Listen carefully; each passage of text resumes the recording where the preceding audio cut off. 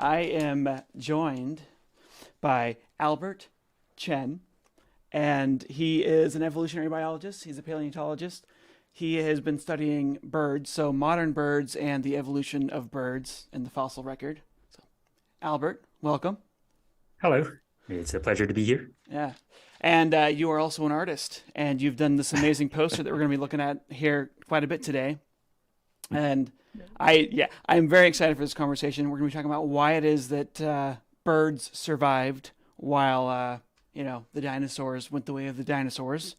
I mean, well, technically birds are dinosaurs, but, The other dinosaurs. you Yeah. know what I mean. Yes. Yeah. So let's just start by talking about yourself. So you've got quite the online presence. A lot of people know you from your art and Yeah, kind of, yeah. yeah, yeah. And then you've done some speaking at the TetZooCon. Yes. There's some videos of you online doing some Yeah. speeches there. But yeah, tell us about how you got into your line of research. Yeah, sure. Uh, so I would say in terms of my interest in the subject of evolutionary biology, that's probably something that goes about as far back as I can remember. I've always been interested in animals. I've always been interested in natural history, so how animals live and how they came to be. And so I think as long as I've had a sense of what biological evolution is, this is something I've been interested in. Um, uh, in terms of bird evolution specifically, I think probably when I became really interested in it would have been in the, I would say, early 2000s or so. Yeah. And it was around that time when I started becoming more aware of many of the recent paleontological discoveries related to bird evolution, notably the increasing fossil finds of Mesozoic dinosaurs that were not birds preserved with feathers. Um, and I think that, in many ways, scientifically, that was sort of the final nail in the coffin for, kind of sealed the deal on birds being dinosaurs. Yeah. And like that was fascinating to me. Like not only the fact that, the dinosaurs actually aren't extinct because there's this really diverse and really common group of organisms alive today that are still that they are still represented by. But I think that also made me more interested in kind of birds themselves. Like, oh wow, they're the living branch of dinosaurs. So I think it was from then on that I became really interested in bird evolution. Yeah. Yeah, and eventually, I think at the time when I was little, like I didn't necessarily think that I want to do research on the subject, but in hindsight it feels like that probably was like the way I was going to go anyways. So it was a pretty natural kind of progression, I suppose. When I went to college, I studied geology and focused on taking classes in paleontology, and constantly paid attention to the scientific literature in terms of the topics that I was interested in. And later on, I did a master's degree at the University of Bristol in their very large and very excellent paleobiology program. And right when I was finishing up with my master's degree, I got very lucky because my supervisor, Dr. Daniel Field, who would become my PhD supervisor, had just started his own lab, and he was basically interested in many of the same questions that I was interested in on the origins of birds and their evolution, and also their interrelationships with each other. So I got in contact with him, applied for a PhD with him, and I got accepted. So I became one of his first PhD students at the University of Bath. He now works at the University of Cambridge, so he got that new position in the middle of my PhD. Yeah. And Now I am currently a junior research fellow, also at the University of Cambridge, and that is essentially a very fancy postdoctoral position. Yeah. That's currently where I am now. Yeah. So yeah, you've been in the UK for a while now. Yes, yeah. Yeah. Uh, so so we're looking at your poster right now. So aside from your research, you do this art, which I love this stuff. I mean, I actually have a copy of this poster on my wall, which I bought. I got a huge version of it. Can you zoom in on a little bit? It's kind of zoomed out right now. Yes, right, yeah. So right now I'm showing like the full thing, but yes, Yeah. we can take a look at how it looks close up. So I guess maybe I'll start with the close to the bottom. So can everybody see that? Yeah. So yeah, that's coming through nice now. Let me. Do you want me to scroll through it Yeah. Just start scrolling through and telling us just a little bit. So, how long have you been doing art? I mean, that's the other thing that you've been doing for. Yeah, I would say art is also something I've been doing for a long time. Like it's also like probably as long as I can remember, or very close to that. I've always liked drawing, but I'm not a professionally trained artist in any way at all. So I would definitely not consider myself a skilled artist or anything like that. But it's something I enjoy doing, and Yeah. since my art style kind of tends towards sort of cartoony and simplistic, I think I love it. um, It's kind of like well, my art style for Stated Clearly was mhm. largely inspired. Like early on, I started working with Rosemary Moscow. Yeah. We actually did a video together, and Mhm. like my art style is kind of played off hers, and I see a little Right. bit of that in yours as well. I Oh think yeah. she's inspired all of us. She's definitely a major source of inspiration for sure. Yeah. Um, and yeah, so I think art styles like these are pretty, they lend themselves pretty well to creating sort of infographics, I suppose. Yeah. And so that's one of the main types of art I make, I guess, is to Mm. informative, simple but informative graphics.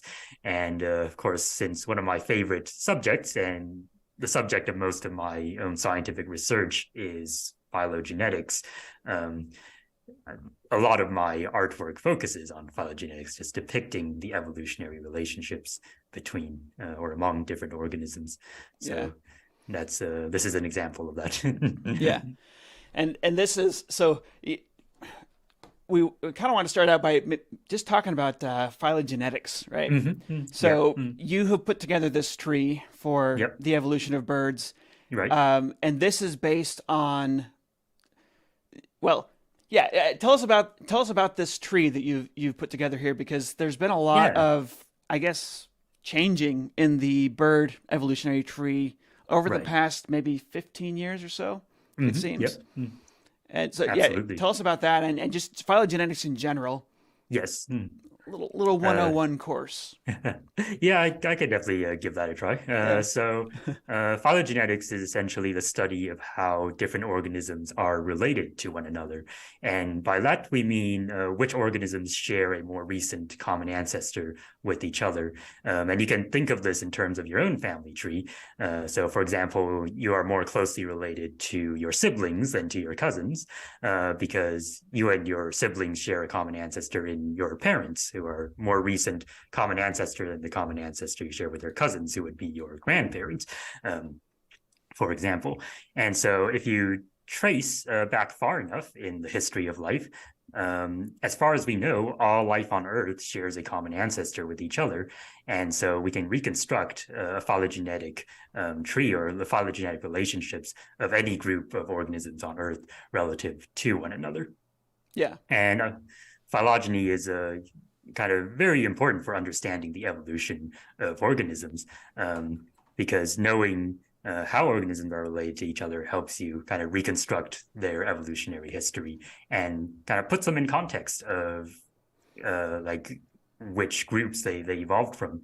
A lot of the time in evolutionary biology, we have questions about why are certain organisms like this and not like that? And a lot of the time, the difference comes down to phylogeny, comes down to evolutionary history, what groups a certain organism belongs to, kind of influences how they evolve. And I personally like what is really appealing to me about phylogeny is just the fact that we can reconstruct it for any group of organisms on Earth. Like you can get a phylogeny showing your relationship to like a palm tree and a cardinal and E. coli bacteria, and and it's true. We are all related to each other, and so in a sense, we all share this kind of kinship, and I find that really fascinating. So yeah, in terms of this particular tree specifically, in terms of bird phylogeny, so this poster I drew to depict, of course, possibly my favorite subject of all time, and that is bird evolution. I drew this poster while I was writing up my PhD thesis, which might not have been the best idea, but it gave me a lot of extra work, that's for sure. But I'm pretty happy with how it came out. So there are definitely a number of different kind of very deliberate kind of features I included in this phylogeny. And first of these is that I did want to represent all the major bird groups that are alive today. But I didn't want to restrict myself only to that. I also wanted to include fossil groups of birds. And all the groups that are extinct on this poster are the groups that I have left without colors. So you can kind of distinguish them quite readily. So where possible, where we have like relatively well-supported positions for fossil groups or particularly interesting fossil groups, I tried to include them in the tree. And in addition to sort of the modern group of birds, I also wanted to include their extinct relatives as well. So I also included on this tree many of the groups that are more closely related to birds than to any other living organism, but are now extinct. So that includes not only very bird-like forms, but also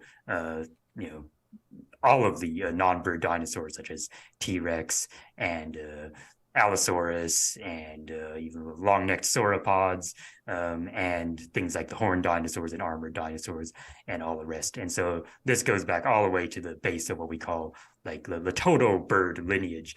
So everything that's more closely related to birds than to any other modern form. So that's kind of the gist of this tree of life. Yeah. And yeah, so you asked like what kind of data is this based on, and the fact that our understanding of bird phylogeny has changed over the years, especially in recent times. So when we study phylogeny, when we're reconstructing these phylogenetic trees, there are multiple types of data that we can use to try and figure this out. And of course, traditionally, the main way of reconstructing phylogenetic trees has been looking at morphology. And so that is like the overall anatomy and appearance of organisms. Yeah. And that's certainly been the main way of reconstructing phylogenies for a long time. And to an extent, we still use it. However, in recent times, there has been a shift, at least when it comes to studying the relationships of modern organisms. And now there's been a shift where people start using molecular data instead. And that can be data from the proteins that organisms use to build their bodies or their genetics.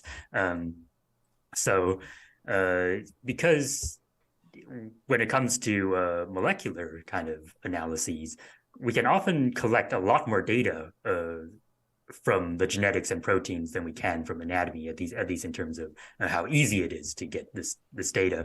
You can like sequence a genome that's like however thousands or millions of base pairs long for a modern organism. Whereas when we study anatomy, you have to actually like personally go and look at these physical features and like take notes on what they look like and compare them by hand, and that just isn't quite as automated as something like genetics can do. And yeah, you can actually just run software over. Once you have the sequence, you can use software to just build the trees for you. Versus and we also use software to analyze morphological data too. But like there are differences there too. For example, because DNA basically only comes in 4 different base pairs, it's a lot easier for us to model the evolution of DNA over time compared to something like morphology, where a lot of the observations are a lot more qualitative, and one feature doesn't necessarily evolve in the same way as another. And so there are definitely some major challenges to doing morphological phylogenetics, and that is a major reason why. Mostly when we study the phylogenetics of modern organisms, we mostly switch to using molecules and especially genetics to do it. And so because of this genetics revolution, we found that a lot of our traditional understanding of how organisms are related to each other based on morphology has turned out to be probably incorrect. And I wouldn't say that's the case all across the board. There are definitely plenty of relationships that we were able to figure out prior to molecular phylogenetics, but nonetheless, there are some real surprises here after the genetics revolution. And so our current understanding of modern bird phylogeny is primarily based on this genetic information. But go ahead. So my question here is: so I mean, we had basic, evolutionary trees of life in general that were produced even by people. Darwin was messing around with this sort of thing. Right. How accurate overall? So, like, if you look at the like tetrapods in general, so land animals with backbones. How accurate was the rough sketches even from like Darwin's time compared to now? Because I know that within birds, there's a lot of details that have been switched. But in general, were we very accurate when we were just going by anatomy, or were there just major errors? Okay. Right. That's a great question. I guess a lot of it depends on a case by case basis, or like how deeply or how detailed you're looking at things. But like I would say in like for vertebrates, for example, like for backboned animals, the very broad strokes of the tree we pretty much were right about. So like we have things like the jawless fishes are the sister group to, or the sister group meaning the closest living relatives to the rest of the living vertebrates. We have, and then the sharks are the sister group to the rest of those. Ray-finned fishes are the sister group to the rest of those. We have coelacanths and lungfishes, and the tetrapods, the four-limbed vertebrates, are all part of the lobe-finned clade of vertebrates. And then we have amphibians being sister group to the rest of the tetrapods, reptiles being the sister group to the mammals, and reptiles in this case, including the birds. So I think in terms of very broad strokes, we were largely correct when it comes to the vertebrate tree of life, just based on morphological evidence. But within the vertebrate group, of course, there are many individual cases that came up as surprises. And so some of the most, one of the biggest surprises would have been the position of turtles, which to this day is still quite controversial. But the genetic evidence is very strong that they're closely related to the crocodile and bird group, which was not necessarily what we predicted from morphology. So there are things like that, and the thing about a lot of those surprises is that turtles are really weird. Like a lot of these genetic surprises, they kind of come out of groups that are very morphologically strange, and that we don't necessarily have a very complete kind of evolutionary sequence for them in the fossil record. But we're starting to get that with turtles now, with more and more fossil finds, and so people are starting to find evidence that, there actually are morphological features that link the turtles to the crocodiles and birds. But in a way, we're kind of playing catch up with the genetics data on that front. Well, I think it'd be helpful to talk real quick about why morphology sometimes tricks us, because we had this with whales as well. I remember there was a big surprise with whales because there was a link to whales with I can't remember, there was a carnivorous That's group. right. The mesonychids. Which are an extinct group of carnivorous mammals. And their teeth were similar, and that's what they were going off of. And then there was this argument. There were arguments that whales were what do you call them? Artiodactyl. Artiodactyls, Yeah. even-hoofed mammals, yeah. Right. There were arguments from morphology from that too, but it was when the genetics came out and that the paleontologists were arguing with the geneticists, and Right. you know, there's a little bit of drama. I remember I was talking to one guy. He's like, yeah, when I was finally convinced what the true relationship was, he said that he was so grumpy that he wouldn't admit it for several months. Right. Because he had been arguing the opposite thing. He'd even set up a museum at his college where he was arguing the opposite thing. And so, Right.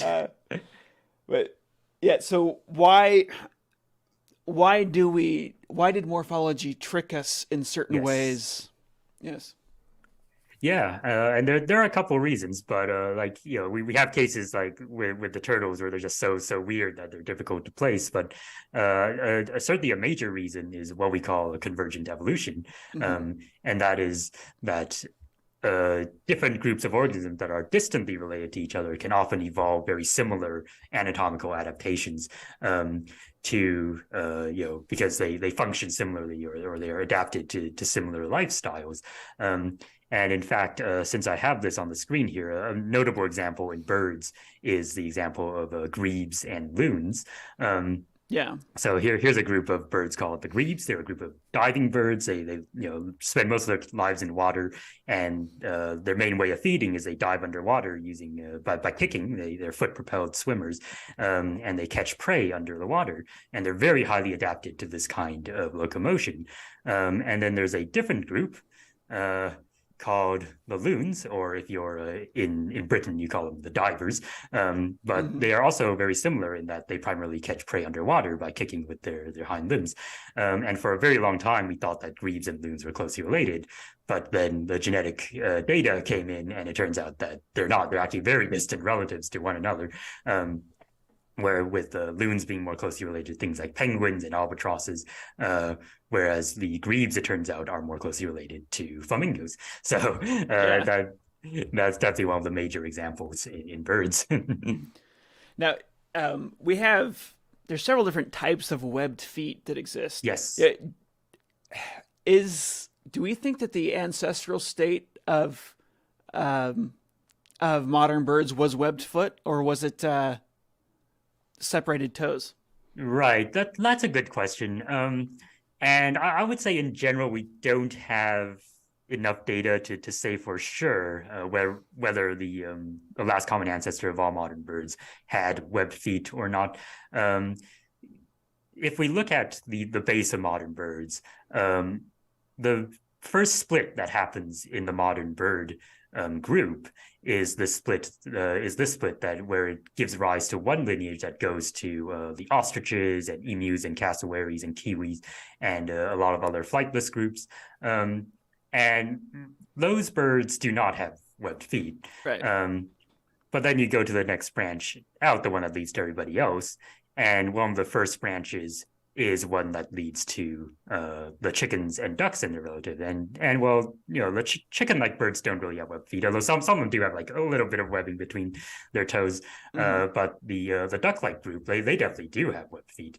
And there is an argument to be made that perhaps the last common ancestor of modern birds was something that was at least feeding near the water, maybe not necessarily in the water, but feeding on shorelines and things like that. So I would say it's not completely out of the question that the last common ancestor of modern birds was a web-footed animal, but I also would not bet on it either. Yeah, that's interesting. So, all right, what was... Okay, so maybe we've covered this well enough, but you got morphology, you've got molecules. Obviously, with fossils, we only have morphology. Right, so for most part. Well, have we been able to correct ourselves then? So if we only have morphology, what have we learned from genetics that can tell us what types of morphological traits are best for building phylogenies? Because as you said, convergent evolution can confuse us. So are there certain types of traits that actually do give us an honest take on the phylogeny? Yeah, that's a great question. And the short answer is it depends. And this is actually a field that's very much still in progress, you could say. And in fact, is a lot of what my own research focuses on is using our genetic understanding of modern bird phylogenetics to try and figure out which features are actually the most reliable in birds for reconstructing their phylogenetic relationships. And for my own research, a lot of that is still a work in progress. So I actually worked on this particular topic, focusing on the shoulder girdle and forelimb bones of birds for part of my PhD, and that work still has not been published yet. So I don't want to go into too much detail. Yeah. But yeah, the short answer is yes, there probably are morphological features that we can use to reconstruct phylogenetic relationships accurately, and potentially there may also be analytical methods that we can use to improve our morphological phylogenetics, or the accuracy of our morphological phylogenetics. But yeah, a lot of that is still something that's very much in the progress of being worked on. And obviously, being able to improve the accuracy of our morphological phylogenetics will help in interpreting fossils, and so that is a big part of what I'm interested in terms of my own research. Yeah, yeah. It's just so interesting because you have to, when you're looking at traits only, you have to that gets filtered through a person's brain, Exactly. and then gets put into the computer. And then the computer can use the same, process to analyze everyone's data. But yeah, it has to filter through a person's eyes and brain first. And that's just a big problem for getting, everyone's going to see things a little bit differently. Yes, for sure. And trying to figure out like what actually matters. Is it the length of this bone compared to that bone that's going to give us important data versus... It just depends on how, like, what parts of the body can evolve fastest. Because I guess you don't really want. Well, it depends on what resolution you're wanting for your tree, I suppose. But you're going to want slow evolving things for distant relationships. You're going to want maybe faster evolving traits for shorter distances. So yeah, it's a really complicated problem. Very much, yeah. So yeah, that's well, yes. Good luck on trying to figure out how to do that. Yeah, well, thank you. Yes, I think we'll need it. But yeah, definitely there has been progress made in recent years, and there have been increasing numbers of studies and types of research methods that are being used to try and reconcile kind of our new genetics-based understanding with what kind of information we can extract from the fossils. And so, yeah, I guess just to briefly mention this, in terms of like what studies I based this particular poster on, obviously there's no single study that covers absolutely every single one of the animals I drew on this poster, because there's a mixture of living forms, there's a mixture of fossil forms, and some of these are, in the grand scheme of things, quite distantly related to each other. So like a study that's being done on one particular group is not necessarily going to cover others. So this poster is based on a sort of amalgamation of many different studies. In terms of the relationships between the modern groups, they are primarily based on recent genetic studies of birds. And there have been many large-scale genetic studies that try to figure out how all the birds in the world are related, or well, maybe not literally like all the species, but like all the major groups, how they're related. And so I tried to base the phylogeny on those. But when it comes to the fossils, like you have to use morphological studies, the morphological results of morphological analyses to get the positions of most of those. There are actually some recent extinctions that we have genetic information for, such as the moa of New Zealand and elephant birds of Madagascar. They are very recent extinction that died out in historical times. So we actually have genetic data from those, and they have come out in some pretty surprising positions, like the Malagasy elephant birds being closer to New Zealand kiwi, and moa that are also from New Zealand actually being close to a flying group called the tinamous that are now found in South America. Wow! But for most part, yeah, the positions of fossil taxa they are based on morphological studies here. But like when it comes to birds, like groups within the modern bird radiation, I've tried to follow studies that take into account the genetic results. So a lot of the time, what we do when we're studying fossil members of living groups is that we actually constrain the analysis to only recover the relationships that we know from genetics. And then based on that framework, we then add the anatomical data in and try to resolve the positions of fossil taxa in the most likely placement based on that framework. So I try to, where possible, I try to like place the fossil taxa in positions that are consistent with studies like that. Yeah.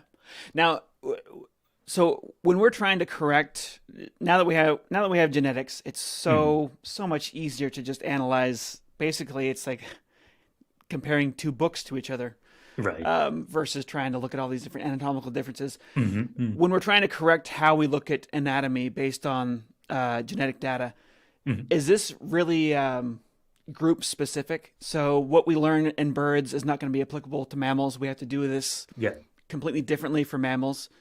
It can be, yes. Okay. There have been a number of recent studies that have come out looking at like how reliable different morphological traits of different parts of the body are informative for phylogenetics of different groups of organisms. Yeah. And so, for example, there was a recent study that came out, well, I say recent, but within the last few years, that came out saying that mammal teeth are actually not so informative for their phylogeny, which is a bit of a problem for paleontologists, because a lot of the time with mammal fossils, especially with the small-bodied ones, the majority of fossils that we find are teeth. So right. But that's something that's good to know, right? And it's also something that makes a lot of sense, because teeth are the tools that things use to survive, and so they're going to be evolving rapidly. I mean, as diet shifts, teeth are going to change quickly, and so you can get reruns happening. You can get a lot of convergent evolution happening with teeth. Right. Yeah, and there have also been studies like trying to compare the anatomy of different groups and how reliable they are relative to the molecular trees. And so I think there actually was one recent study that found that actually, I think compared to mammals, birds don't have it so bad when it comes to anatomical character. So that there's some hope there. Like it definitely varies from group to group. Yeah. Yeah. That's really cool. Big surprises in birds. I used to have a parrot, so maybe we should talk about parrots, because that's sure thing. that was the biggest surprise that I have seen in a while. Yes. So yeah, I would agree that definitely was one of the biggest surprises in kind of the recent bird phylogenies. So and that is the fact that parrots are actually more closely related to falcons than, say, something like a hawk or an eagle would be. So falcons are closer relatives to parrots than to hawks, which is something that's pretty unexpected, because for most part, there were people who suspected otherwise, but for most part, for most of ornithological history has been assumed that falcons and hawks formed a group. They were both birds of prey that are active during the day, and they have very similar adaptations in many regards. But yeah, this genetic data came out, and it turns out that, actually falcons are more closely related to the parrots, and not only to the parrots, but also to the songbirds, than they are to hawks, which was it was big. And I remember when one of the first studies that found this result came out, I think in 2008, I even saw comments from some of the authors on that paper, and they were like, that's really strange. We're actually not too sure that that's actually correct. But since then, many other studies have been done on bird phylogeny, and very consistently we find this result that falcons and parrots are closely related. Like no matter what the types of genes you sequence, or the data set that you use, or who analyzes the data set, or what methods you use, this is a very strongly supported relationship. So we are pretty confident now that this is most likely correct. And yeah, I would add that we've been we found that morphological phylogenetics can be very misleading, but I would say that like genetics is not immune to the problems that morphology can have. Like Right. we know convergent evolution happens with genetics too. It's just that it has the benefit of, first of all, we can produce a lot more data, or at least produce it a lot more easily, and also we can model genetics evolution more easily than we can with morphology, like I mentioned earlier. And those are probably like the major reasons that phylogenetics tends to be considered more reliable nowadays. But yeah, so this is now a very, very surprising relationship. Yeah. And Well, yeah, it just seems like with genetics that the amount of convergence that could be expected is far smaller because, I mean, especially if you're looking at individual nucleotides, I mean, it just becomes, there's no way that if there's, 1,000 mutations different, there's no way that you're going to confuse that. But there are some types of mutations like chromosome rearrangements and so on that can be fairly confusing to try and follow when you're trying to follow the evolutionary history of things. Right. Yeah. Absolutely. Yeah. And so obviously, like, this newfound relationship has had implications for how we interpret the evolution and origins of these groups of birds. And so this is actually an example, I think, where we have sort of reciprocal illumination between fossils and genetics. So, well, with this newfound understanding of, how these different groups of birds of prey are related to each other, there are a couple of different possibilities for how this kind of arrangement came to be, right? So we have the falcons and the hawks and eagles being quite distant from each other. So one possibility is that they evolved their bird of prey, their raptorial features, convergently, and so they completely independently developed features related to hunting other backbone animals. So that's certainly a possibility. But something else to keep in mind is that these two are not the only groups of birds of prey out there, right? So there are also the owls, which are a nocturnal group of bird of prey. Yeah. And the position of owls has been historically quite controversial. Like, are they closely related to the other birds of prey or not? Well, the genetics data seem to show that they are more closely related to the hawks and eagles than to falcons.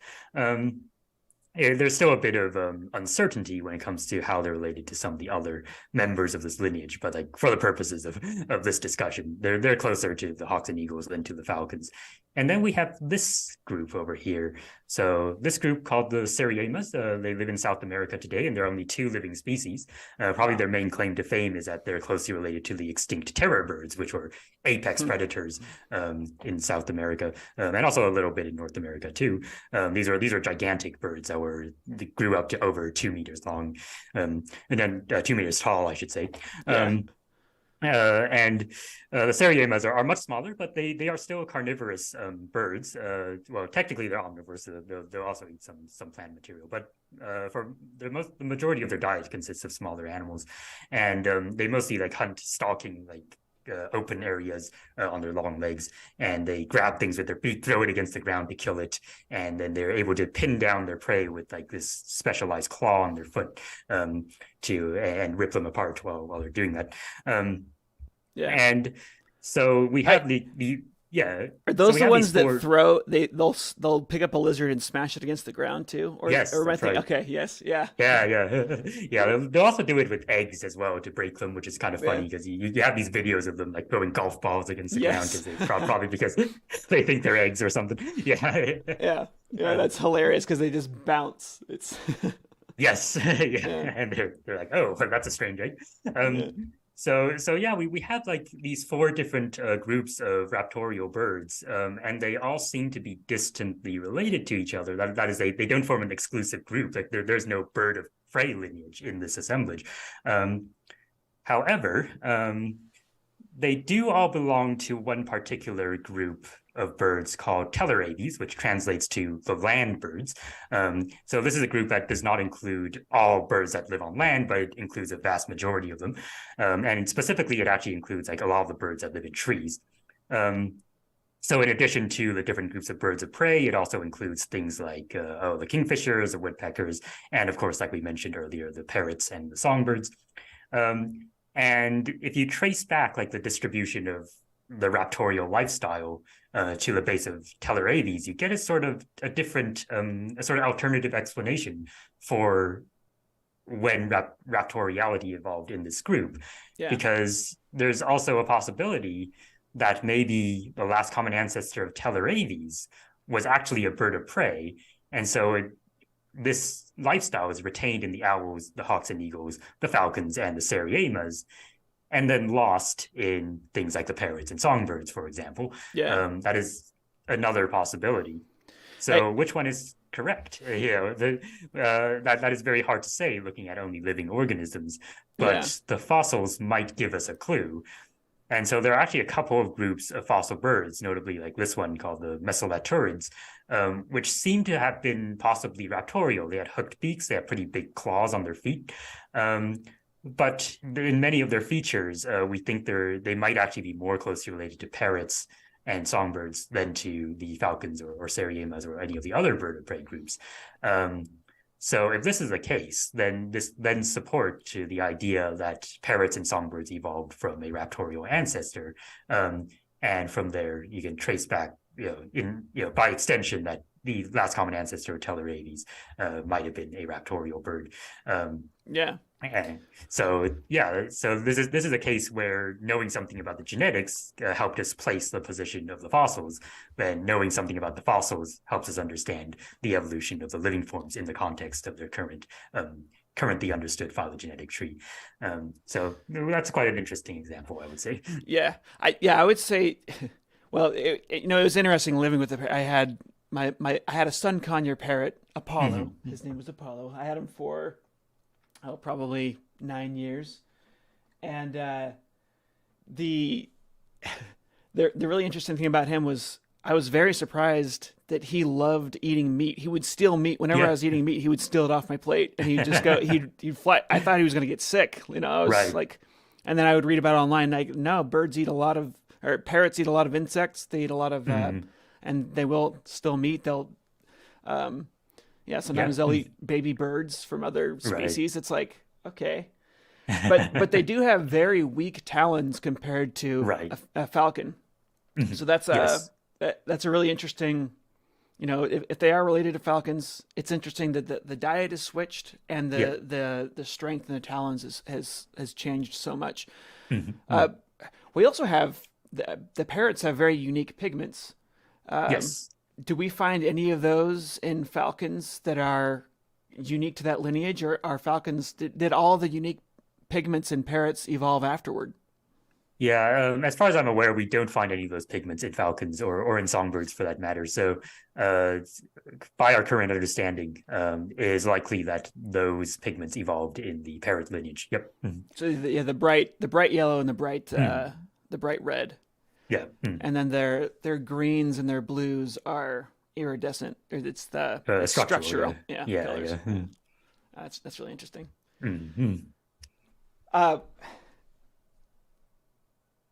I'm trying to think is there anything else you want to talk about with phylogeny? And actually, ladies and gentlemen, you can ask questions in the comment section here. We've got some.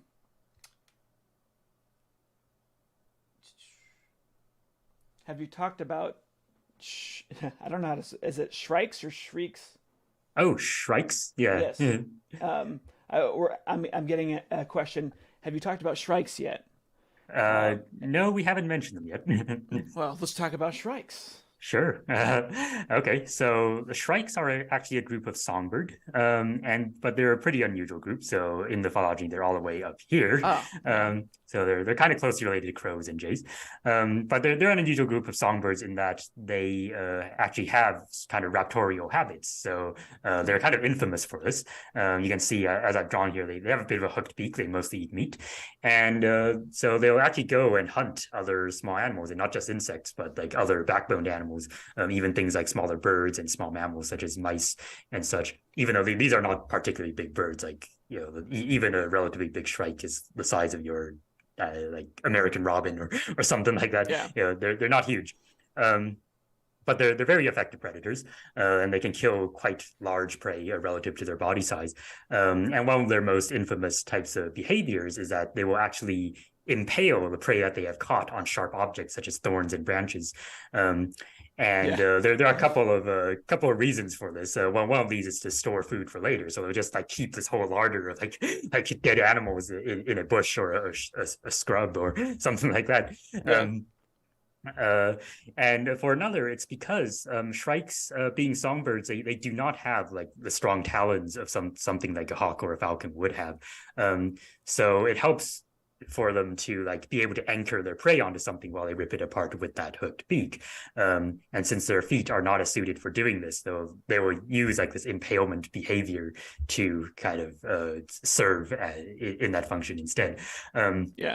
So they're a fascinating group, but they are definitely not closely related to the major kind of bird of prey groups that we discussed earlier. We are very confident that they are a member of the songbird lineage. So they might be an example of songbirds kind of re-evolving raptorial habits. Right. Well, the other interesting thing about them is it seems like a really bad idea to just leave the food out. It's going to get stolen. And are they guarding it after they hang their food? Like, how do they? That's a good question. I watch crows steal from hawks all the time. Right. Like I'll see it walking around outside. It happens so often that without being much of a birder, I've seen that happen multiple times. That's a great question, and I am not a field biologist who studies shrike behavior, but I would assume that they're doing some guarding of the food, because like you said, otherwise it would seem like it's a pretty easy target. I would add like something else interesting about their impalement behavior. Is that it actually has another function that's been observed in some species of shrikes, and that is to kind of leave food out until it's better to eat, because some of the insects that they eat are poisonous, but they can leave the insects impaled on a thorn or a branch for a while, and the poison just kind of degrades and becomes edible. So there's kind of lots of different functions for that kind of behavior. Oh, we got another question here. Who's smarter, parrots or corvids? So crows. Oh, that's a great question. So I'll preface by saying that I do not study bird cognition, but both corvids and parrots are incredibly cognitively complex groups. And I would say, like, in terms of the studies that have been done that I've seen that compare their abilities, I would say they are pretty equal. Like many of the complex cognitive abilities that have been seen in corvids have also been seen in parrots, and vice versa. And in terms of the size of their brains, both of them have among the largest brains relative to body size of all the bird groups. And they do seem to have some differences in their, I guess, personality, you could say. Like the ways in which they explore, they investigate things tends to differ. Corvids tend to be a bit more cautious than parrots, for example. But I think, like, in the end, if you give like a corvid and a parrot the same type of puzzle, like they might go about it in different ways, but in the end, there's a pretty good chance that both of them will be able to figure out how to get past it. Yeah. That's really neat. I mean, and that would be an example of convergent evolution of intelligence. Yes, it is. Yep. Because we got that question here too. Some bird species seem more intelligent than others. What evolutionary patterns are there to intelligence in birds? And it does seem like intelligence is one of these things that can run away pretty quickly in social groups. I mean, we see that in humans, for example. Yep. You see that this big runaway in our specific lineage. We see that in whales too. It seems like Yep. the toothed whales are significantly more intelligent than baleen whales, right? Tends to be the impression. Yeah. Yeah. But yeah, it is kind of hard to it's kind of hard to say. Right. Intelligence is one of these really weird things where we don't even recognize it unless we can train an animal really, Right. and we don't train like animals will only be trainable if they care about us. Yeah, I mean, the obvious example is cats versus dog, which is smarter. I mean, the dog will do what you say, so it's easy to tell how smart they are or what sorts of problems they can solve. Right. But the right. cat's just kind of like, I don't care about you. Right. But they might be way smarter. So it's Mhm. yeah, living with. So I had a parrot, so I lived with him for something like 8 or 9 years. That was super interesting seeing his intelligence. I worked with birds of prey and with crows at a wildlife rehab center, Mhm. and by far the crows were more intelligent. I mean, Mhm. they would figure out how to open their cage. Oh yeah. We had injured animals, and we were trying to rehabilitate them, and so we would we'd lock them in a cage when they're injured and they're not safe to leave yet. Mhm. But the crows would sometimes decide, you know what, I'm good, and they would just leave because it was hard to find a way to build an enclosure that they couldn't escape from. They're just amazing as far as Yeah. testing everything for weakness. The Velociraptor in Jurassic Park. Yeah, you're right. Systematically testing for weaknesses. Yeah.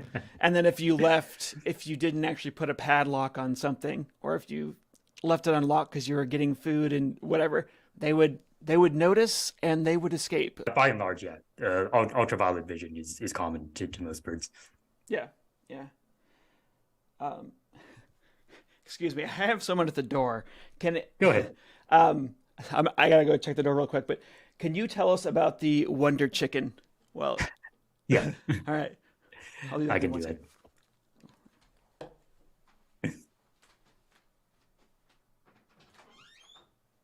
Yeah, I guess I'll.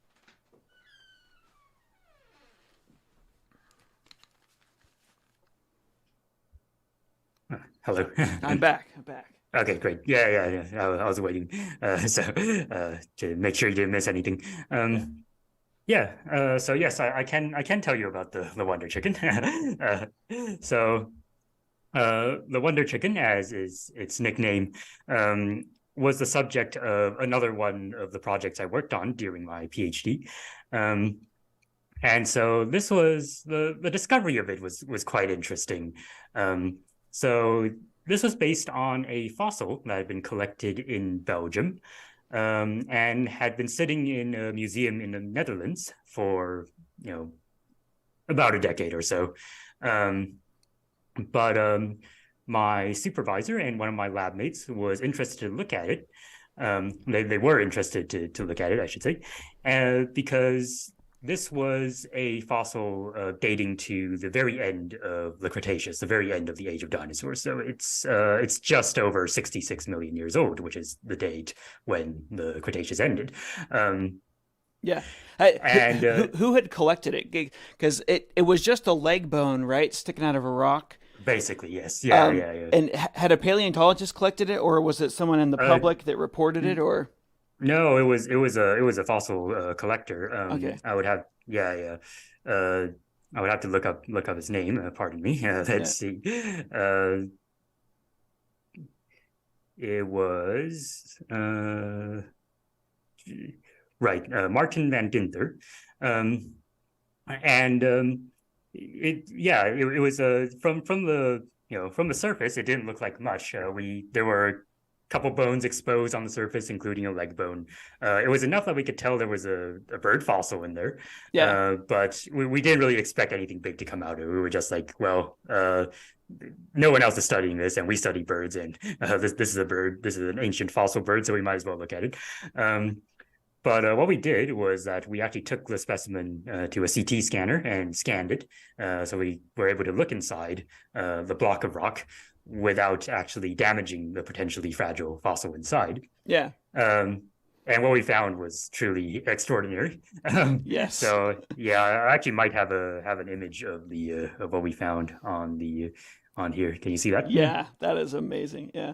Yeah. So this was what we found after we scanned the fossil, and yeah, like there was a lot of swearing involved. It was just incredible. So for those who might not be aware, this is the nearly complete skull of a bird, and preserved in pretty good condition for a fossil bird, because as you probably know, birds have rather delicate skeletons, and most of the time you're not going to get anything nearly as complete as this for a bird fossil.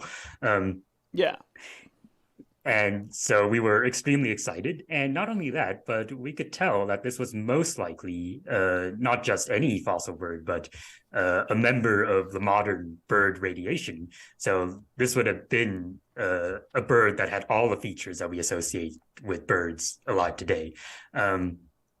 For example, having no teeth in the jaws. That's a pretty big indicator. Yeah. And so we decided to go ahead. And this thing lived alongside dinosaurs, so that there was this pushed back some of the traits to earlier than we had yet in the fossil record, right? Yes, somewhat. Because the thing is, we had suspected before that modern type birds had originated in the late Cretaceous. Yeah. But fossils of them from that age are very rare. And before this one, we did have one other bird fossil from the late Cretaceous that seemed to have been a modern bird. And that was a member of this group here, which is called Vegavis. It was found in Antarctica. It was also from about 66 million years ago. But Vegavis, at least the specimens that we knew at the time, did not preserve a skull, so we did not know what the skull looked like. But Asteriornis had a very well-preserved skull. So yeah, that did indeed confirm that, yeah, a lot of these modern bird traits were already present in the Cretaceous, and that this particular lineage was already around back then. Yeah, yeah. And it's just really neat to know, you know, birds evolved from dinosaurs, but they evolved from a fairly old lineage of dinosaurs. So you actually had a big chunk of time where birds and dinosaurs, the things that, you know, like modern-ish birds and dinosaurs were living alongside of each other. So it's really neat. You know, there's a lot of really cool paleo art. Yeah, that I probably started seeing maybe 15 or so years ago, where they were showing a lot of these, you know, the birds alongside with their dinosaur cousins. Yeah. So, yeah, definitely. And indeed, my kind of role on this project was to do sort of the phylogenetic work and figure out what kind of bird this was. And so I've drawn the wonder chicken on this chart, and it's over here. The actual scientific name that we gave it was Asteriornis. So there's a funny story behind that name.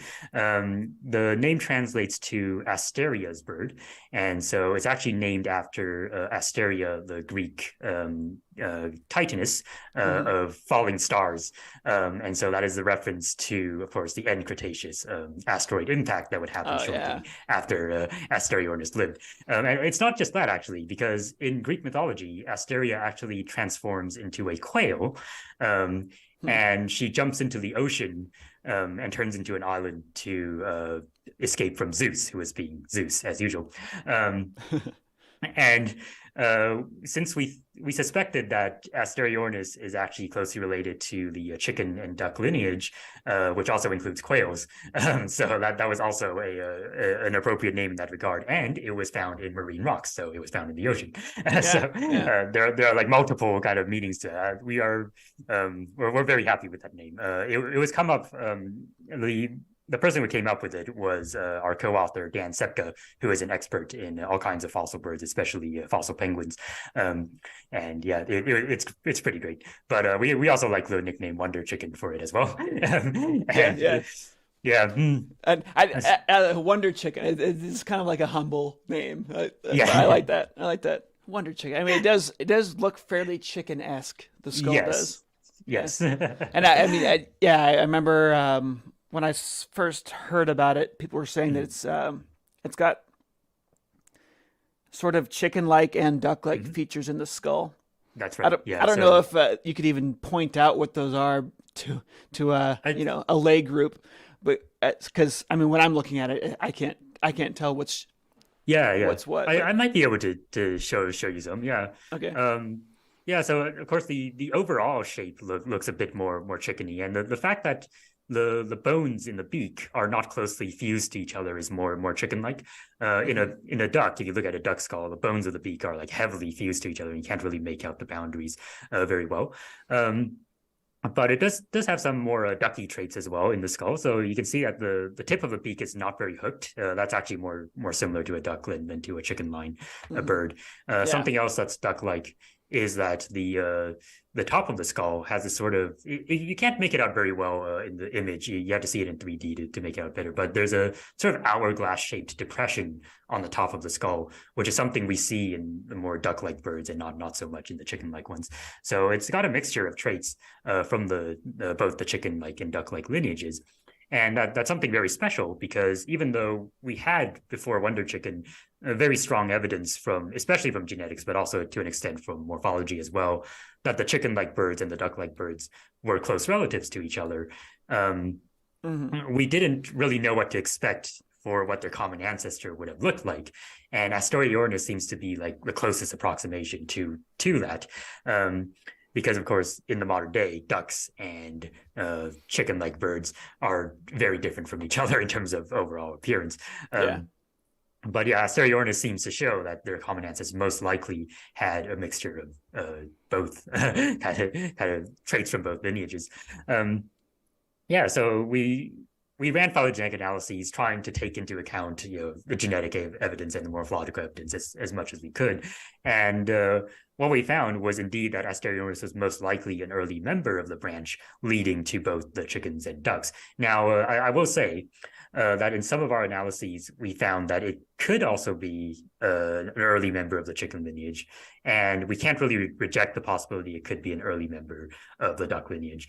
But in the end, that doesn't actually matter a whole lot, because that's kind of what we would expect for something of like a prototype kind of organism of this sort, is that the very earliest members of any of these lineages are going to be very, very similar to each other. So it's not that surprising we can't really narrow that down. And so no matter where exactly it falls, probably Asteriornis is the closest that we get to like the proto duck chicken. That is really cool. Now I've seen, as I watched the video where someone had the fossil in their hands, and it's just like a cube of rock basically with a leg bone sticking out of it. That's right. And because you use the scanning technologies to actually get the skull, like for me, it would be so tempting to break that thing open. So people have refrained so far from breaking it open, huh? So far, yes. It's still in the rock right now. Yeah. The thing is that the rock is pretty hard, and the bones are fragile. So it would be very risky to try and extract the bones from the rock. Yeah. But you just always want to touch something. I don't think I'd have the discipline, but you want to have other, future generations with maybe better imaging technology to be able to also study this thing. So yes. It's good willpower you guys have over there. Yeah. We made 3D prints of the skulls, though, so we kind of have like copies of them we can handle. But yeah. Wow. The authors on that paper that describing this, what exactly was all of your? I mean, you mentioned it a little bit, but what exactly was your involvement in that? And also, how do you, when you're doing a group paper like this, how is writing divided, and how are tasks divided typically in your group? Yeah. Like that's a great question. Of course, it varies from project to project. But like in our particular case, let me think who was on the paper. So the first author was my supervisor, Daniel Field, and he basically led the project and organized most of the research. The second author was my lab mate Juan Benito, who was working on describing this fossil for his PhD thesis, which basically means that he was going into detail with the anatomy and just kind of comparing it to similar groups, modern birds that are alive today, and kind of just describing what the features look like and how they compare. And he also did the majority of the work, actually imaging the fossil, visualizing the fossil, because after we had scanned it, we had the scan on a computer, but we still had to separate the bones from the rock, like within the computer. Yeah. And so we had to manually like kind of separate those things out. And my lab mate Han did most of the work. I did a little bit, Daniel did a little bit, but yeah, Han did the bulk of the work on that. There was me. I did the phylogenetic work as I mentioned earlier, like the analyses and kind of selecting which methods that we would use, things like that, and a little bit of just doing some comparative anatomy as well, just comparing it to modern forms and seeing what kind of characters we should look like. John Yucht is an expert in the local geology where this fossil was found. And so he provided kind of the environmental context in which this fossil was discovered. So what kind of environment did this fossil form in, and potentially what kind of environment this animal lived in. So we think it was a shoreline environment, or it was preserved in the ocean, but there was a shoreline nearby. And finally, the last author on the paper was Dan Sepka, who I mentioned earlier as well. So he's an expert in fossil birds in general, and so he knows a lot about bird anatomy and bird evolution. And so he was able to give a lot of advice on the phylogenetic analysis, what taxa we should look at, and also use his own knowledge to fill in some of the knowledge gaps that we had in regards to what features are found in which groups of birds. And in terms of writing the paper, so when you read the main text of the paper, most of that was drafted up by Daniel Field, because we have two Daniels on our paper. But like the thing about nature papers is they tend to be very short. The main text part, you have a very limited amount of space to describe things. So the main text of a nature paper tends to be really just the highlights reel. It's just like, here's what we found, why is it important, and what are the coolest things about this discovery. And Daniel wrote up most of that. But if you look in the supplementary text, so most scientific papers have supplementary text, which often goes into more detail about things that they might not have had room for in the paper. And for a nature paper, that can be quite a lot of things. Yes. We have many different sections in the supplementary text, and many of those were written by other people. So I wrote, for example, the phylogenetics section in the supplementary text. It's going into all the detail about what methods we use and what we found in the phylogenetic analyses and what this means for understanding of bird evolution. And all of this read over like all the text that we wrote and gave suggestions and comments and edits to the text. So yeah, I would say so each section of the text had a main author, but all of us had input on all of the paper essentially. Yep. Mm-hmm. Yeah, that's really cool. I have another question that came in from a viewer about phylogenetics. Yep.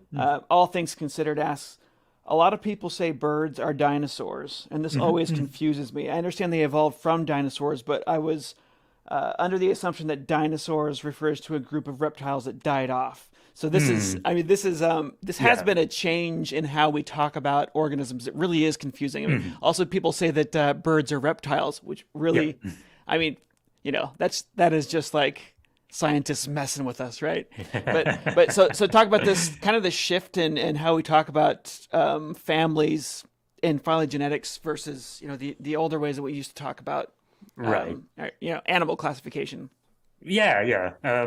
So yes, this is a bit of a shift in kind of how we talk about groups of animals. So it used to be that we would have a lot of the groups that animals were classified into. It used to be, and in fact, this kind of classification system was established before we understood evolution. So a lot of the time, Linnaeus, animals and other organisms would just be grouped based on common traits without any regard for the evolutionary history of those traits. And so that's how we get things like the reptiles are all a group, but don't include birds, even though phylogenetically birds fit within the reptiles, because the modern reptiles that aren't birds, like the lizards, turtles, and crocodilians, they all seem to be more similar to each other from a superficial perspective compared to birds. They're all cold-blooded, they're covered in scales, they don't have feathers. But in recent years, there's been more of I'm getting ahead of myself. I should say that, and even after we understood evolution, like this kind of classification system was still very much in use.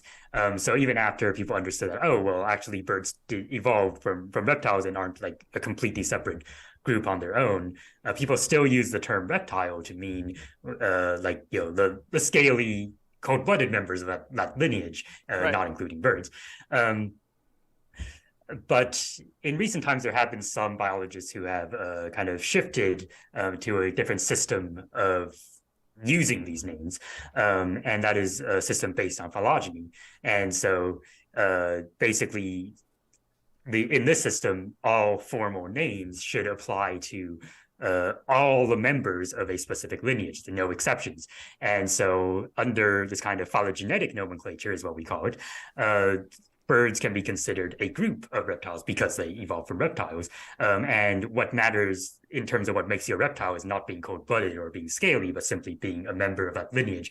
And the way that we define these groups is based on phylogenetics. So, for example, people might say that a reptile in phylogenetic nomenclature is anything that's more closely related to a lizard than to a human, for example. And under that definition, then birds very much are reptiles. So when it comes to dinosaurs, it's an interesting case. Because I would say that dinosaurs, scientifically speaking, have never necessarily been defined by being extinct. It's just that we didn't know that birds were descended from dinosaurs for a long time. The term dinosaur was originally coined to refer to a specific group of reptiles. So in that sense, it actually has a lot of, you know, it's actually not that far off from kind of our phylogenetic sense of the word. It's just that we didn't know that birds were a member of that group. But it's had a bit of there's been a bit of a history to it, though, because after the term dinosaur was coined, there was a period of time in paleontology when it was thought that the so-called lizard-hipped dinosaurs, which very confusingly actually is the lineage that includes birds, and the so-called bird-hipped dinosaurs were actually not that close to each other and were like completely separate groups of reptiles. And so during this period, people would say that, oh, well, the term dinosaur is actually a term for these two different groups of reptiles. It's just that since they both, you know, reached gigantic body sizes during the Mesozoic, blah, blah, blah, we just call them the same thing. But then new research came in and we started finding like very early dinosaurs and also close relatives of dinosaurs. And it turns out it's more likely that actually the bird-hipped and lizard-hipped dinosaurs are a thing after all. And that dinosaurs do refer to like a distinct lineage of reptiles by themselves. And it was also around this time that people started kind of reviving the idea that birds evolved from dinosaurs. And over time, shortly after this, the evidence started accumulating more and more. Of course, the early phylogenetic analysis that were done on this problem, analyses that were done on this problem supported birds as a lineage of dinosaurs. And later on, of course, we got like the feathered fossils. And from there on, like it was from a scientific perspective, like if we understand dinosaurs to be like this distinct lineage referring to a very specific group, then it wasn't a huge leap for us to say that, oh, well, actually, since birds are also descended from this lineage, then they should also be considered a member of this group. But it is true that in common usage, in lay people, for lay people, the term dinosaur has often been associated with things that are extinct, and so I can see how that is confusing, but yes, by like our modern understanding of bird evolution and also our currently preferred scientific definitions of dinosaur, indeed birds are a type of dinosaur. So hopefully that was an okay explanation. No, let me try and like put this in like a single sentence. You've got so in phylogenetics, everything's named in this hierarchical system. So like we are apes, but we're also mammals. So it's you can call a human a mammal, or you can call a human a human. If you're calling a human, you're just being way more specific. Right. but we're also mammals and we're also apes, uh, and we're also tetrapods because we evolved from these four-legged animals. So we are tetrapods just like frogs are tetrapods. So when we say that a bird is a dinosaur, that's the same as saying that a human is a mammal. Essentially, it's you're just being less specific. You're going back further in time and talking about the group that birds are from. That was more than one sentence, but that was my attempted summary at this. That's good. I've got a couple more questions from Sure. Stephen. I see yours. We've got one from Angie, and we're going to hit those a little bit later. But I wanted to just was there anything else before we move on that you wanted to talk about with the Wonder Chicken? And then I've got let's see, what time is it here? Oh yeah, we've been talking for an hour and a half now, I guess. Okay. Well, not quite, but almost. Yeah. Anything else about the Wonder Chicken? Then we want to talk about how many bird lineages survived the extinction, and maybe why they survived the extinction. But before we do that, just anything else about this beautiful Wonder Chicken? Well, I would say like the next topics that I was thinking of covering are the ones you mentioned, actually, and the Wonder Chicken is related to them, but I think that's a pretty good segue into those particular subjects. So do we want to head on over there? Yeah, like why did the dinosaurs go? These super awesome animals. I mean, there's just kind of this vague idea that a big animal is going to be better at surviving than a small animal, but that's not what we see. When we see this extinction, we see small mammals surviving and we see small birds surviving, and all the big cool things died. Why? Yeah. What's going on? Yeah, that's a great question. And it is really interesting, isn't it? So in general, when we get big catastrophic events, large things tend to die more readily. And there are a number of reasons for that. One is that large animals need more resources in general. So, of course, if there's a big natural disaster that puts resources in jeopardy, it's quite likely that large animals won't be able to get enough to survive. Something else is that large animals tend to grow and reproduce more slowly, or at least they reach adulthood more slowly than smaller animals. And so it's possible that they are not able to reproduce fast enough to replenish their population in times of crisis. And there are also other reasons too, like large animals can't take shelter as easily if there's a big natural disaster.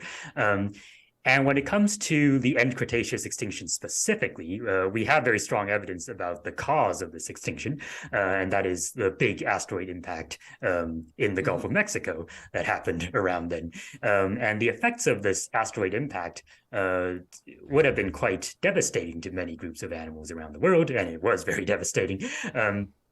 So, of course, the initial impact itself would have caused a lot of damage, but it probably wasn't the main killing agent that caused so many species to go extinct at once.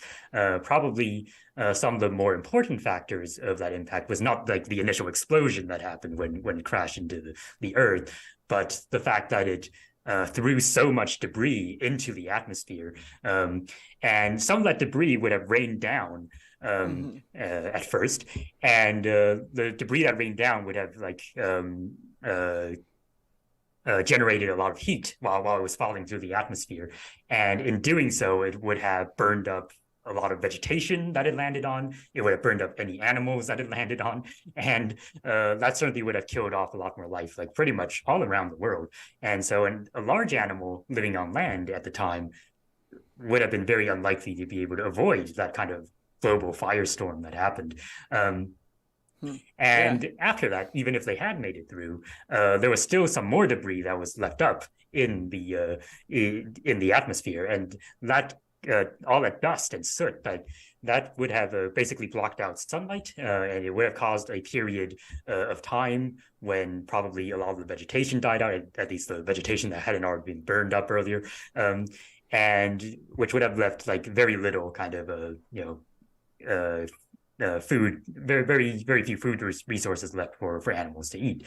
So large animals that would have required a lot of food, like even if they hadn't died during the firestorm earlier, they very likely would have starved to death during this time period.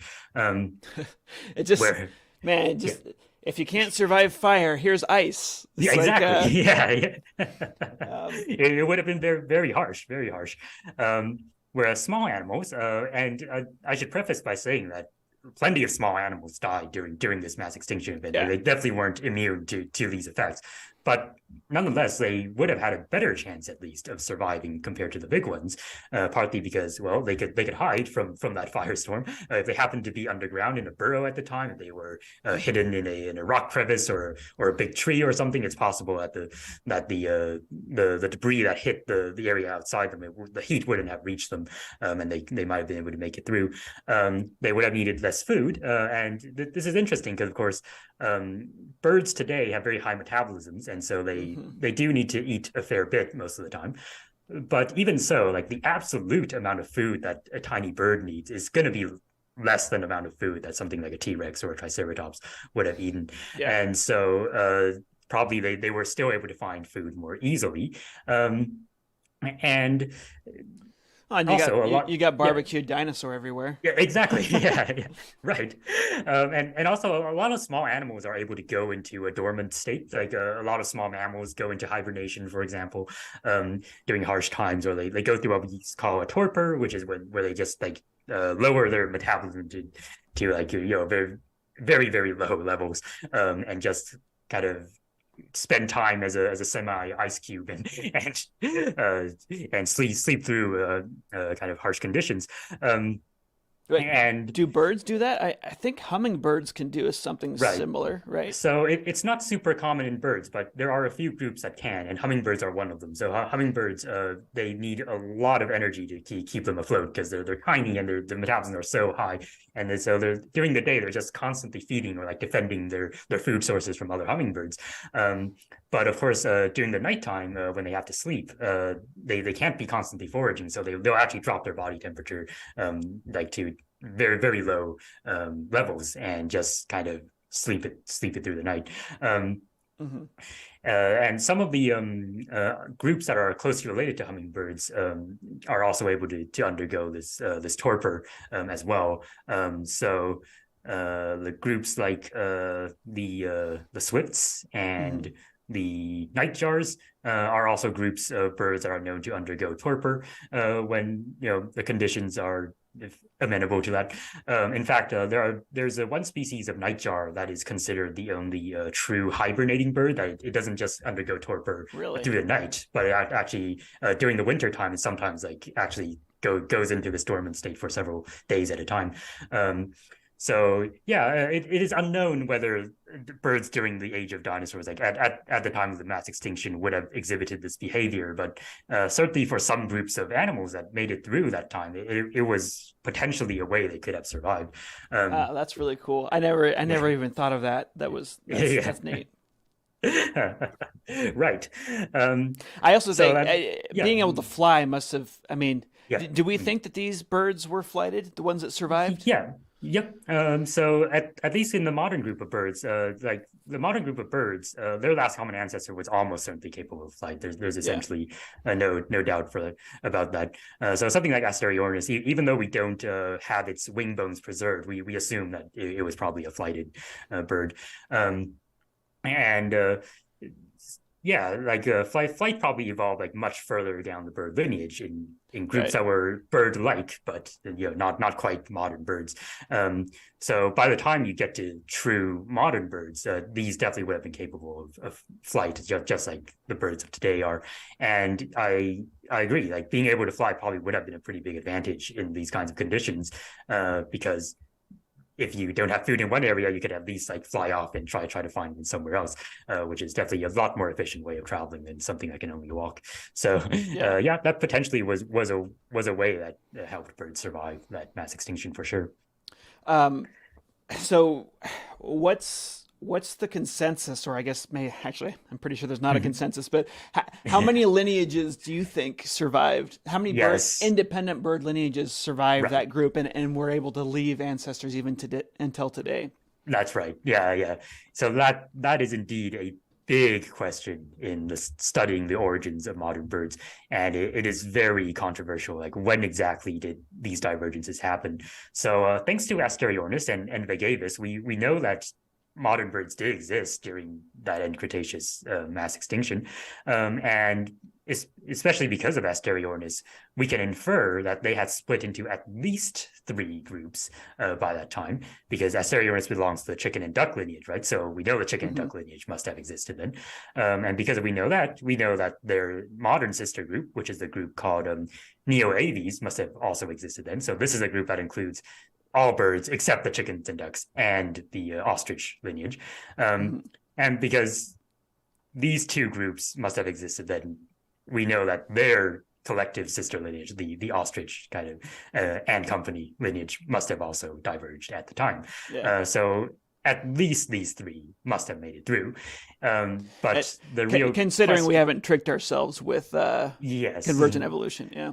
That's right. Yeah, yeah. Assuming that we have the relationships correct. And I would say, like, among all relationships within the modern bird group, like, this is one of the best supported from both genetics and morphology. I would say we are very confident about this. But the question when it comes to survivorship of modern birds across the KPG, well, Cretaceous Paleogene mass extinction, KPG for short, is, so at least three made it through, but how many more might have made it through? And that's a very controversial question. I would say, like, in terms of some of the most likely lineages to have made it through, it is possible that the chicken and duck lineages might have already split then. So I mentioned earlier that Asteriornis might be an early member of one of these two. So right. If it was, then clearly they had split by then. And some people think that Vegavis is probably a member of the duck lineage as well. And so if that's the case, then these two groups have split by then. But the real controversy and the real difference, like where the difference would lie, is like how many members of Neo-Aves were present at the end Cretaceous.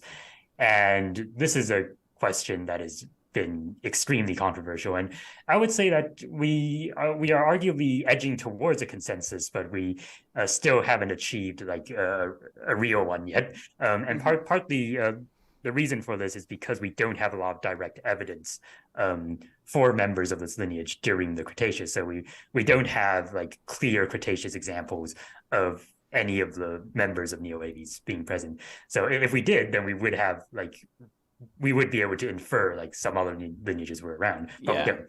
So you've drawn that because there's confusion here. Whenever there's confusion on this tree, you draw them all coming out from the same point to illustrate that confusion. Exactly. And so the multiple branching pattern here is to reflect phylogenetic confusion, because this tree is not drawn against a geologic timescale. So like I'm putting like groups from different times like all over the tree. There's no like rhyme or reason like relative to time for that. The length of a branch is not. There's no information in that in your poster. It's not indicating that this is a longer, more time has passed than others. No, but it's for layout purposes. Exactly. So Neo-Aves has a lot of controversies associated with it. And one of these is like, how are all these different major lineages related to each other? And on that, there is like basically zero consensus. So I drew like how many, like 9 different branches sprouting from the same node, because we just do not know when it comes to this node. But when it comes to the question, like how many of them were around by the end of the Cretaceous, that's also a question where we don't really know. But how do we figure out like when they originate if we don't have the fossils? And so one of the major ways that we do this is through a method called the molecular clock. And the molecular clock, in its very simple terms, is basically where you compare the differences in genetic sequences between different lineages and then try to estimate how much time is required to accumulate all those differences. And you can from there estimate like when each of these lineages diverge from each other.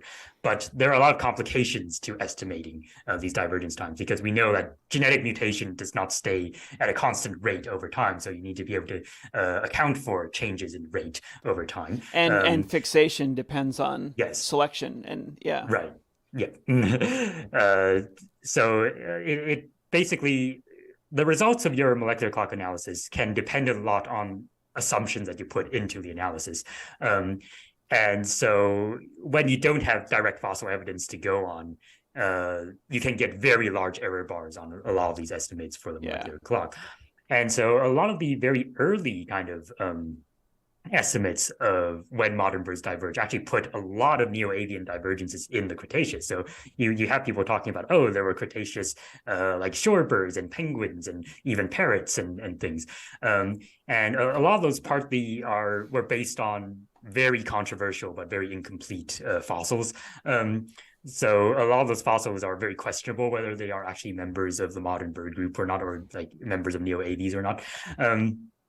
I seem to remember, correct me if I'm wrong or if this sounds familiar, I seem to remember a turtle being confused for a parrot because there was like a part of the turtle's face and it looked like a parrot beak, and it was actually someone claimed it was a parrot living alongside dinosaurs at one time. Right. Yeah. So there's like this jaw of a beaked animal that was found in the Cretaceous. And it was interpreted as a Cretaceous parrot, but it's just the tip of a lower jaw. And as we know, the lower jaw is used for processing food. So it could belong to like some other kind of beaked animal quite easily. And I don't think it's necessarily been interpreted as a turtle specifically, but some people, for example, have suggested it might be an oviraptorosaur, which is a bird-like dinosaur that also has a beak, but it isn't a modern bird. So it's very unclear whether that really is a parrot or not. And indeed, more recent kind of molecular clock estimates tend to put most of the neo-avian radiation after the Cretaceous. And personally, I tend to think that is more plausible. You will find people who disagree. So you go and ask some other person who studies this, and they might tell you something completely different. But I tend to think like these recent estimates have put most of neo-aves primarily after the Cretaceous is more likely to be the case. And part of the reason for that is actually related to part of the reason for why the phylogeny is so controversial, is that it turns out that all these divergences at the base of neo-aves, like no matter what the phylogenetic relationships are, probably happen in a very short amount of time. And we have like very good genetic evidence for this, like all the genetic phylogenies that we come up with for neo-aves and try to scale it against time. Like these branches are always very, very, very short. So clearly like they diversify from each other in a very short period of time. And I think it's most plausible that this happened like right after the Cretaceous when there were a lot of empty niches and they radiated out like very quickly. Maybe, especially since we don't have like clear fossils of them in the Cretaceous. Maybe it would be good to explain the logic behind that. Why is it that after extinctions we see rapid radiations of animals? Because this is counterintuitive to a lot of people. So So after a big kind of catastrophic event like a mass extinction, you would get like a majority of life dying out, and then only a few survivors remaining. And what this does is that this kind of releases a lot of the survivors from constraints that had been there before, evolutionarily speaking, because before that there were loads of other animals around, or loads of other organisms, depending on what you're talking about, that were occupying niches that potentially these animals could have evolved into, but didn't at the time because other animals were already doing those things. And so mass extinctions like oftentimes remove so many of these competitors that it gives room for the survivors to very quickly evolve into many, many different forms, like without constraint, and just like start occupying a lot of niches that they weren't occupying before. There's another way there's another reason that this is helpful too for getting evolution to happen, and that is that when like organisms will start to specialize in a way of living, and they'll be competing with other members of their own species really, really intensely. And pretty much when you get stuck on the top of what's called a fitness peak. So when a lineage gets really good at surviving in a specific way, any slight deviation, any slight mutation that changes your morphology is going to be detrimental. It's going to make it so you're less competitive with your with those around you, with other animals of your own population. And so organisms get stuck on these fitness peaks. Well, after a major extinction, kind of everybody sucks at surviving. So there's not, well, especially during the catastrophe, everyone's, that all of that competition gets relaxed. Organisms can spread out. They don't have to be in direct competition so intensely. And so you can be not so good at a new way of living, but there's nobody who's better than you. And so you end up evolving down that trajectory while some other population evolves down a different trajectory. So you get, for multiple reasons, after an extinction, there's just for the sake of it, you've cleared out the competition, but also the competition of other large or other animals, other species you're no longer competing with, but you're also no longer competing so strictly with your own neighbors anymore, other members of your own species.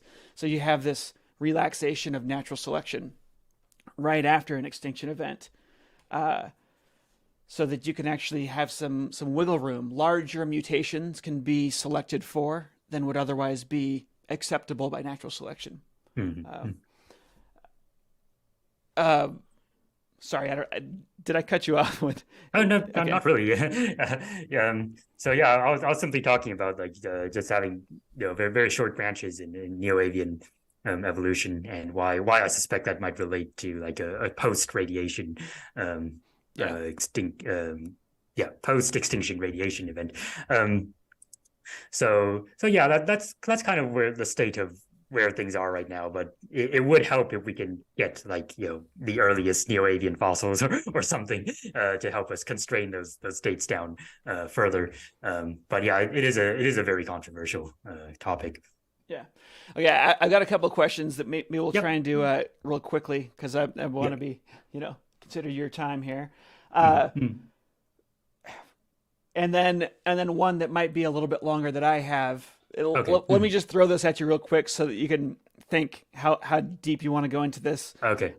Before I do some of the group questions, but I am curious about how scientific consensus works in your field, because I know that there still are a couple of dudes hanging on to this birds are not dinosaurs idea. But I think it's like there's maybe 2 researchers that are holding on to that publicly.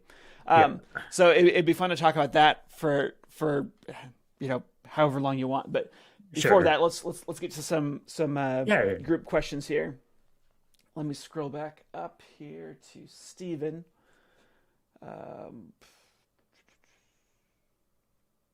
Bird language is interesting to me as an observer of birds and bird behavior.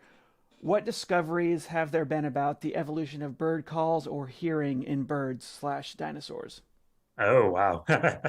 That is a really great question. And unfortunately, from a paleontological perspective, the answer is not a whole lot. And the main reason for that is because the main organs used to make sounds in birds are generally not preserved in the fossil record. So they are soft tissue structures. So they usually aren't preserved. So yeah, we don't know too much about the sequence of how, say, something like a parrot gets its very complex kind of vocalizations. However, there is a pretty notable fossil find of an end Cretaceous modern type bird, and that's the Vegavis that I mentioned earlier. Vegavis is actually the oldest known bird that preserves what we call a syrinx, which is the vocal organ of birds. Because in some birds, even though I said it's a soft tissue structure, in some birds it's made of like harder materials than others, and so in one specimen of Vegavis, it actually preserves the syrinx structure, which shows that modern type birds had this organ in the Cretaceous.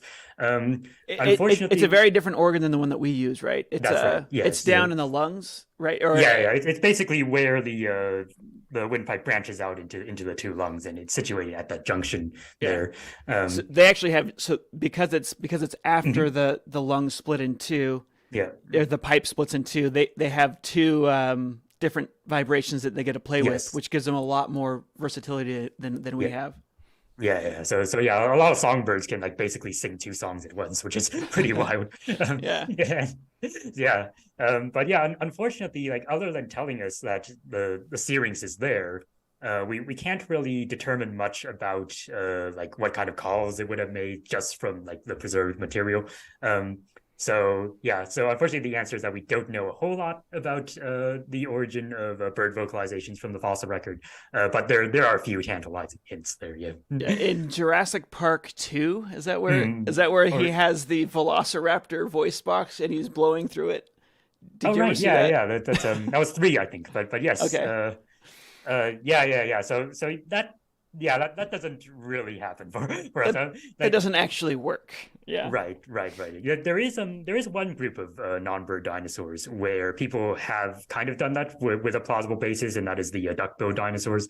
A lot of those have like these really long crests that actually connect to their nasal cavity. So Yeah. like their nostrils go in and they go run through a series of tubes in the crest before going into the lungs. And it is speculated that this might have been a vocal kind of amplifying structure. And so people have Right. tried to like model what kind of sounds might have been created by the structure. But Oh, that's most cool. animals, yeah, but most animals are, including birds, don't have bony kind of vocal organs, so that can't really be done. So Yeah. sadly, Well, I guess with the duck-billed dinosaurs there, you could get what you could see from that is if you understood the material that the structure was made of and the shape of it, the size of it, you could get the harmonics out of it. But that that's wouldn't tell right. Yeah, that wouldn't tell you anything about the clicks or the like exactly. Yeah, the different. That would just tell you what harmonics get magnified by that structure, exactly. but not nothing about the sequence of noises that's going into it. Yeah. Right. Let's see. We got that's really cool. That is a really cool topic. Great question, by the way, Stephen. Yeah. Let's see. Birds or dinosaurs? So Angie asks, did you talk about theories of behavior? Example, did the larger dinosaurs flock? Can you tell if they took care of their young or did they just lay eggs and leave, etc.? Right. Yeah, that's a really excellent question. Certainly, behavior is something that we're always interested in teasing out from the fossil record, but it's also very difficult to study because we can't actually study living examples of these animals and observe their behavior. But yeah, like whether or not non-bird dinosaurs were social and took care of their young, that's definitely something that we have some insight on. And the short answer is that probably different groups of dinosaurs did things in different ways, which is kind of what you expect because these behaviors are very variable in modern animals too. However, I would say, yeah, we have pretty decent evidence that a lot of non-bird dinosaurs probably hung around in groups. Like we often find examples of where a lot of different individuals of the same species were buried together at the same time in the same place. And of course, that doesn't necessarily mean they were social, but we have many examples of these. And it would seem that it is plausible that at least some of them were social groups. And we also have trackways of like multiple individual, dinosaurs traveling alongside each other, things like that. In terms of whether or not they took care of their young, that's also a really great question. And so our default assumption actually would be that most dinosaurs probably did take care of their young. And the reason for that is because, well, not only because modern birds take care of their young, but also because the closest living relatives of birds, the crocodilians, also take care of their young after they hatch. Yeah. So because these two groups of animals that kind of what we say phylogenetically bracket the non-bird dinosaurs in between, namely that they are the closest living relatives of the non-bird dinosaurs, both take care of their young. We think that this might be a trait that originated in the last common ancestor of birds and crocodilians that would have been inherited by most of the non-bird dinosaurs too. So our default assumption is indeed that they probably would have, but whether we have any direct evidence for that, yeah, we actually do. So again, the duck-billed dinosaurs are a major example of this. We have like nesting grounds of like duck-billed dinosaurs where they gather together in big groups to lay their eggs. And we also have like babies preserved in those nests, and we can tell that those babies probably stayed in the nest for a little while, and so presumably were being guarded and taken care of by the adults for some time. And in an example where it's more closely related to birds, in some of the very bird-like dinosaurs, like the oviraptorosaurs, like these are dinosaurs with feathers, and very similar to modern birds. And even though they could not fly, we actually have examples of these dinosaurs preserved on top of their nests. So they were actually sitting on top of their eggs, and probably to incubate them, like much like a modern bird would. So that's another example where we have evidence of parental care in these Mesozoic dinosaurs. However, we also have evidence that some Mesozoic dinosaurs probably didn't take a whole lot of care of their young.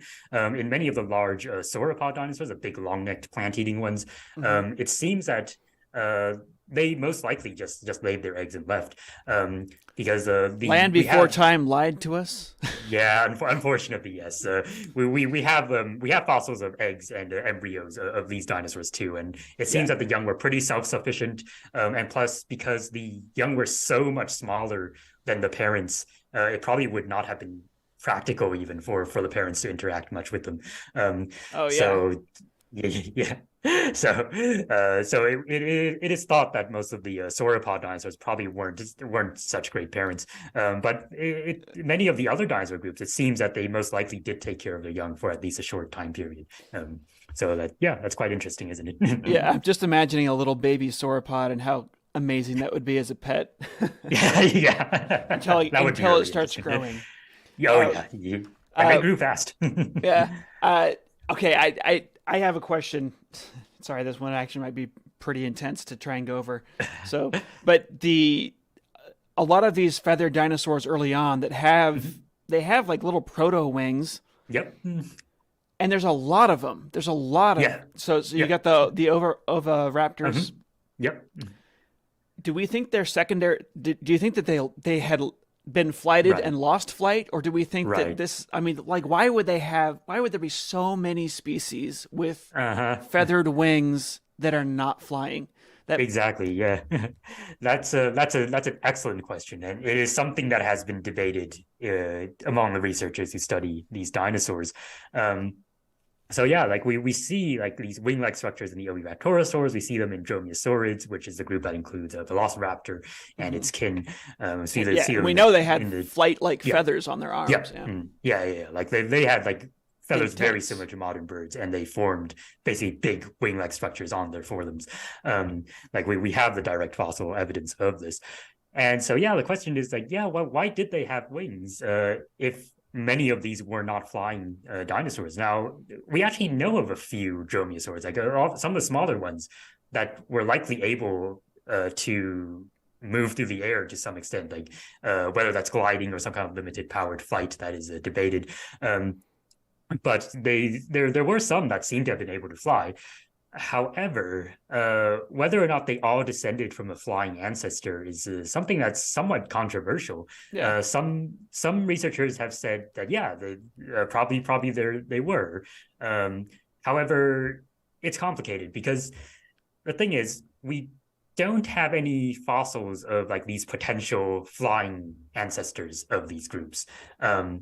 Like if we try to reconstruct their phylogenies, like we don't see like an early like flying branch coming out here where that could have led to the oviraptorosaurs, for example. And like even with like having some of the flying dromaeosaurids, like those seem to be like fairly isolated lineages. Like it doesn't seem like this is something that's ancestral to the whole group. And so the majority consensus at the moment is actually that wings evolved before flight. And that these dinosaurs were using their wings for other reasons, which I'll try to get to in a moment. But I would say that even though this is the current consensus, I am not so ready to discard the possibility that these could be secondarily flightless animals, because we know in the modern day. Yeah, we know in the modern day birds can lose their flight all the time, and that can cause a lot of confusion when it comes to the phylogenetics there. So yeah, I think it is still possible that they might be, but there isn't much direct evidence for it. Is a thing. So, I mean, obviously there's lots of uses for feathers, but wings specifically, it's why it seems so weird to me. Like a wing specifically, especially with wing feathers that are so well developed that they actually leave impressions on bone. Exactly. It Yeah. seems like that is like why what other use is there aside from Mhm. gliding for Right. wings? Right.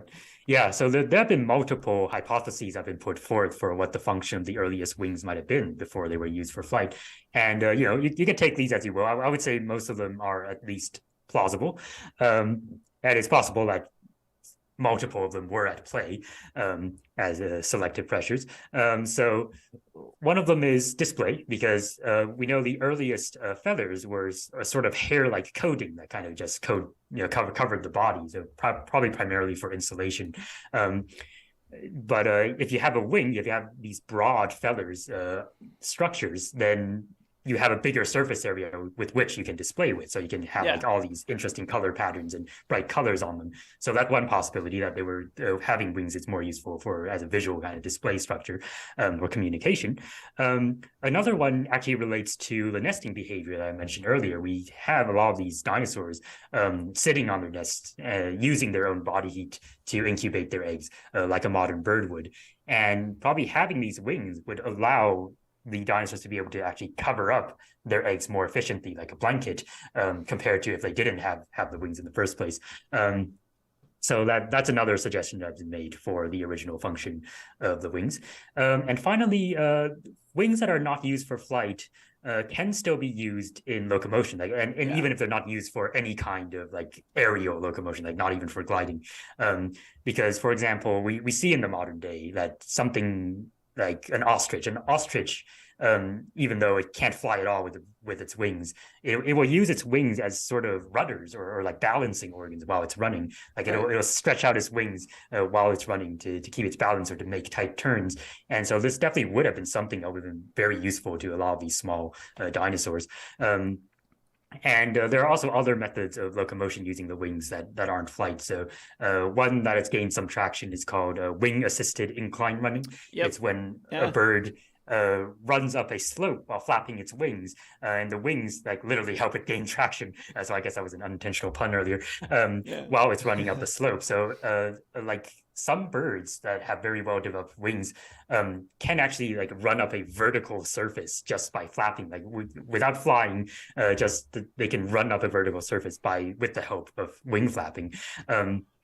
And as far as we know, like the flapping apparatus in these early winged dinosaurs was not as well developed as it was in modern birds. So maybe they weren't as good at this kind of behavior. But even being able to do something like a little bit at a time when nothing else could do it is a potential advantage. So yeah, there are like a lot of interesting behaviors birds do with their wings. So I mentioned like balance and gaining traction. There's also like helping you right yourself if you take a fall. Like a lot of baby birds that can't fly yet, if you throw them off a high a high surface, like If you do that sort of thing. hopefully you provide padding at the bottom, but they're pretty light, so they can probably take a pretty strong fall. But they will actually like stretch out their wings and like reorient themselves so they land on their feet. Yeah. So there's all kinds of ways in which wings can help birds maneuver, like even without being involved in actual flying. Yeah. I'm trying to think if there's another. Let's see. User question. Oh, here's one other good one, and then we'll talk about the like John Rubin and Ellen Fiducia. Yeah, sure. But okay, so are there poisonous birds or venomous birds? Uh-huh. Yeah, that's a really good question. So there are no known venomous birds, but there are a few poisonous ones. And just so people know, venom is injected. So like snakes have venom, and then poison is like if a predator eats you, he gets poisoned. So that's the difference there. Yeah. Yeah, right. Yeah. So the classic kind of saying is that if it bites you and you die, then it's venomous, and if you bite it and you die, it's poisonous. So there are a few poisonous birds, and especially some of the songbirds. So yeah, there are a few different groups of songbirds that have evolved the ability to sequester toxins in their feathers and their flesh. They're not producing the toxins; they're sequestering them from food. Right, from their food. Yes, yeah. So it seems that they mostly feed on like poisonous arthropods, and then they accumulate these poisons in their body, and it ends up in their feathers and their skin. And so let's see. So one of these is this species. It's a genus Ephrita. The common name is Ifrit or blue-capped Ifrit, and it's a small bird that likes to climb on tree trunks in New Guinea, and it's one of these songbirds that is able to like sequester poisons in its body. And there are like, for example, some members of the Afro-Eurasian Oriole group and some members of the Whistler group. These are all the poisonous members of these groups all tend to live in New Guinea or like Australia, which is kind of odd. I don't think we know what it is about those places that cause them to tend to evolve poison. But that it is the case. And so far, we don't have a lot of field observations about how this poison is actually used, but experiments like where people have like tried to offer these feathers to a snake, for example, that might try to eat these birds in their natural habitat, have shown that the birds don't really not birds, the snakes don't really like the feel of those toxins. So probably it has a function in predator defense. People have also suggested that it might keep parasites away as well. So so short answer is yes, there are a few poisonous birds, and those are just a few examples. It also might just be a way, I mean, they're excreting the toxin, so it's not in their body, right? They're putting it into their feathers. Could be like a side effect. You have I had a comment here. Venom is a type of poison, though. I think there's a typo there, but I think that's what he's saying. There actually are some venoms that are not poisonous. So like a lot of snake venoms, for example, if you were to just drink them, I don't recommend it, because if you have any sort of lesion inside your digestive system, you will die. But they're not poisonous, and the reason for that is that the snake it's saliva, and the snake is swallowing it all the time. So these are toxins that have evolved to be highly potent in the bloodstream, but especially snake stomachs, but even a lot of mammal stomachs can handle them just fine. So you'll have birds that they'll remove venom sacs when they kill a snake, and it's not very dangerous for them so long as they don't get bit, because swallowing a little bit of that venom was actually not toxic at low levels. So that's true. That's a really interesting difference between poisons and venoms, is that can be possible, where a venom might not actually be poisonous if swallowed. We got a latecomer asking a question. I just joined, so if this has been answered, forgive and ignore. Can you discuss the evolutionary path that led to the air sacs that allow such amazing respiration abilities? Let's do that real quick, because we do want to get to the birds are not dinosaurs claim. Okay, so really quick. So a bird's lungs are very unlike ours. Our lungs are basically just these. The air goes in, our lungs inflate, and when we breathe out, our lungs kind of shrink. So they're like balloons, basically, and they just inflate and deflate as we breathe in and out. But in birds, the lungs do not inflate and deflate by themselves. Instead, they are connected to a series of air sacs that are distributed throughout the body, and the air sacs are the structures that inflate and deflate as the air moves through the respiratory system. And so they're kind of like bellows that pump the air through the lungs. And because of the way that these air sacs are arranged, when a bird breathes in, some of the air enters its lungs, but some of it also goes into the air sacs first. And so when the bird breathes out, the air from the air sacs actually goes into the lungs. And in this way, a bird actually gets fresh air, no matter if it's breathing in or out. And in that way, they actually have a much more efficient respiratory system than we do. Is it more, if you count all the air sacs, though, is it really more efficient? Is it more efficient in volume, or is it more efficient in that it's constantly supplying the blood with air? it's more efficient in the sense that it's constantly supplying. Like, and to be clear, like the air sacs themselves do not absorb like any of the oxygen. They don't do any gas exchange. The actual gas exchange happens in the lungs. So the air sacs are just like where the air passes through, like while it's on the way or out.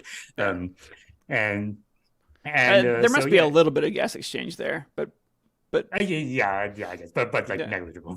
Yeah. Right. So, do we have any evidence of the air sac system in like non-bird dinosaurs? And the short answer is yes, because this is actually one of the main reasons that birds have hollow bones. So people often assume that birds have hollow bones for flight, but actually the hollow spaces in their bones are like the spaces where their air sacs or extensions of their air sacs actually fit into.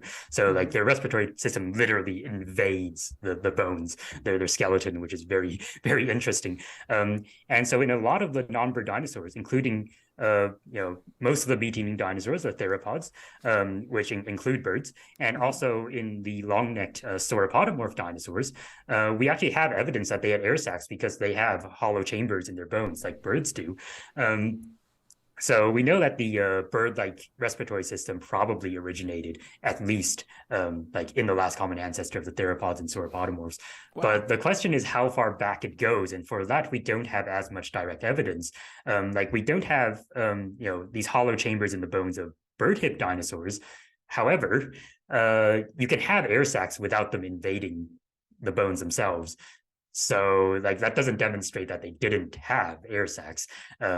So yeah, we don't really know on that front, like how far back the air sacs actually go. But we do know that by the time we have the sauropodomorphs and theropod dinosaurs, that air sacs were present. I just had my audio cut out. Can you hear me? Oh, I can hear you now. Okay. Yeah. Okay. So sorry, another tiny.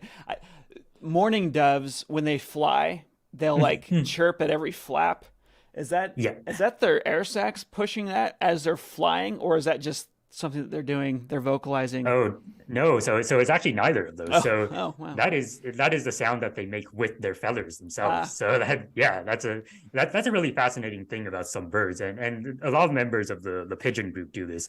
Is that they actually make distinctive sounds with their wing feathers, and that can serve all kinds of functions. Like some birds use that in courtship, some birds use that as a warning signal, and so basically vocalizing is not the only way birds make distinct noises. It's pretty cool. Yeah, it's neat.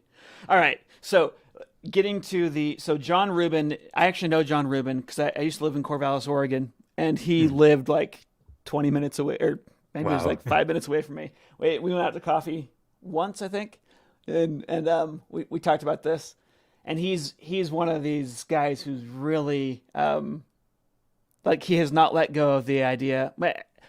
It's been years since I talked to him, but when I talked to him, he was still fighting hard for the birds are not dinosaurs concept. And then the other guy who's well established, who also argues for this, is Alan Fiducia.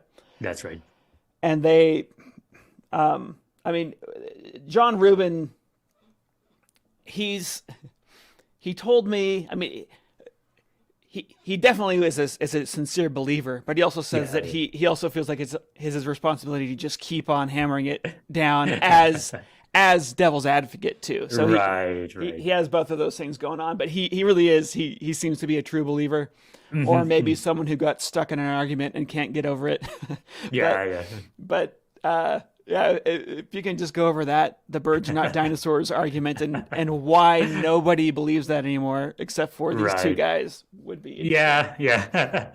It's an interesting thing. I mean, like the origin of birds has been a controversial topic for as long as people have known about birds and evolution, and because modern birds are just so distinct from all other living things that it has been quite fascinating to think about how did they get all these distinctive features in the first place. And of course, early on, like through comparative anatomy, people did figure out that birds evolved from reptiles, but after that the question was like what kind of reptile they evolved from. And so there were all kinds of different competing ideas during this time, but eventually like I would say like even very early on, there were people who suspected that birds were at least closely related to dinosaurs. And certainly if you look at the skeletons of like, you know, a lot of these small meat-eating dinosaurs, they do look more bird-like than pretty much any other organism Yeah. can be.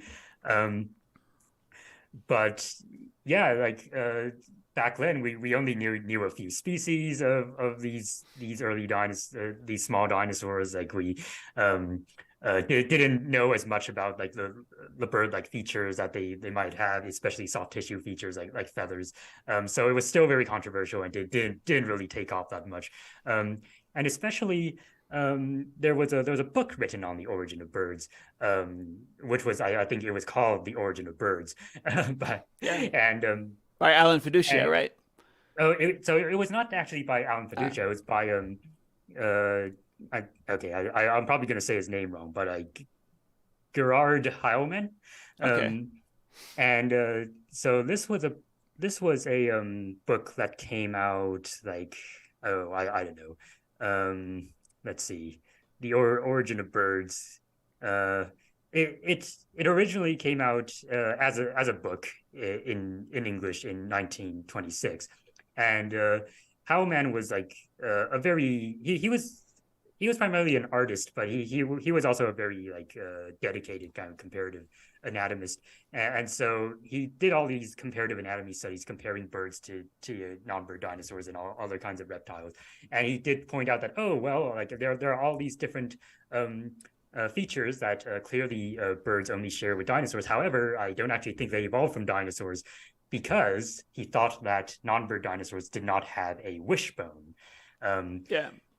Which turned out to be an error, because as it turns out that we now understand that actually a lot of non-bird theropod dinosaurs had wishbones. In fact, we think most of them did. But the problem is the wishbone is just like such a small bone that sometimes it's misidentified or simply not preserved in fossils. And so a lot of the time, like previous examples that we had were overlooked. But over time, we eventually did find that they did have wishbones. And not only that, but then in the 1969, John Ostrom, the paleontologist, named the dinosaur Deinonychus, and he started doing like a series of like detailed studies like comparing Deinonychus to the skeletal structure of birds, including early birds like Archaeopteryx, and he found that, you know, bone for bone, Deinonychus, even though it's much bigger than Archaeopteryx, was basically you know, at a first order approximation, almost identical in skeletal structure to Archaeopteryx, and that kind of started the resurgence of like the birds are dinosaurs idea. Yeah. And sorry, what species was that again? It was Deinonychus. It's basically a dromaeosaurid. It's a larger relative of a velociraptor. Yeah, and it's the one that the velociraptor in the movies is actually based on. That's right. Yeah. Exactly. Yeah. So so John Rubin, his argument, and I'm sorry if John Rubin happens to be listening to this and I get this wrong, but this was, I mean, when we were having coffee together several years ago, he was explaining that he thinks that like the velociraptor and all those, that they are flightless birds. Right. So instead of birds evolving from dinosaurs, those dinosaurs are flightless birds. So and he thinks that birds evolved from a crocodile relative. Right. So, I mean, it's kind of funny because creationists use this as an argument against evolution. Like, oh, look, these scientists don't agree on anything. But even the birds not dinosaurs scientists, they think that birds evolved from a close relative to dinosaurs. They put the split earlier than everybody else does. Right. And the relationships, even, you know, with Velociraptor and so on, they consider Velociraptor to be related to birds, just like other biologists do. It's just So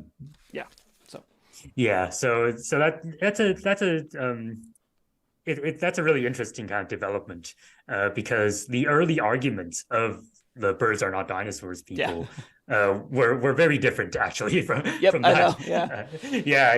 So like I was saying, like, so with John Ostrom studies in the, you know, mostly in the 1970s onward, there started to be a resurgence in the idea that birds were dinosaurs, like despite the wishbone mix-up from earlier in the 20th century. So more and more people started to, you know, look favorably upon birds being descended from dinosaurs. And later on in the 1980s, we got like some of the earliest phylogenetic analyses, like actually trying to investigate this question. And they also supported birds being nested within dinosaurs. But of course, there was pushback. And so that's where the kind of birds are not dinosaurs group came in. Yeah.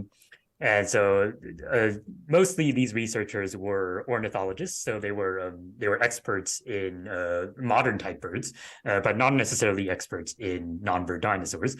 And so a lot of their arguments mostly centered around well, they couldn't see how like a ground-dwelling dinosaur could evolve into a bird, for example, and they would try to pick out features that they suggested that could not have transitioned from the dinosaur condition to the bird condition, things like that. Yeah, that's what John Rubin's earlier arguments were. Exactly, yeah, so yeah, his current he's kind of like restructured his whole view, but also in a way that he could keep his foundational argument. Right. Yeah. Yes. So they made all these arguments, and there was certainly heated debate for a while. But the thing was, like, a lot of those arguments were often either based on misinterpretations of fossils. So the features they said were present in dinosaurs were actually not present, or it turned out that we actually can figure out a transitional kind of stage for some of these features, like through embryonic development or actually finding fossils that show transitional stages in the evolution of birds. And so like one by one, like all of their arguments were pretty much like dismissed. And over time, like phylogenetic analyses were very consistent in finding birds as dinosaurs, like no matter what species you include, like who runs the analysis. And like more and more dinosaur fossils were being found showing like features that are otherwise only found in birds, and in many cases actually showing what early stages of the evolution of these features might have been like. And of course, eventually we get like the actual feathered dinosaurs, like non-bird dinosaurs preserved with feathers, which was sort of a smoking gun.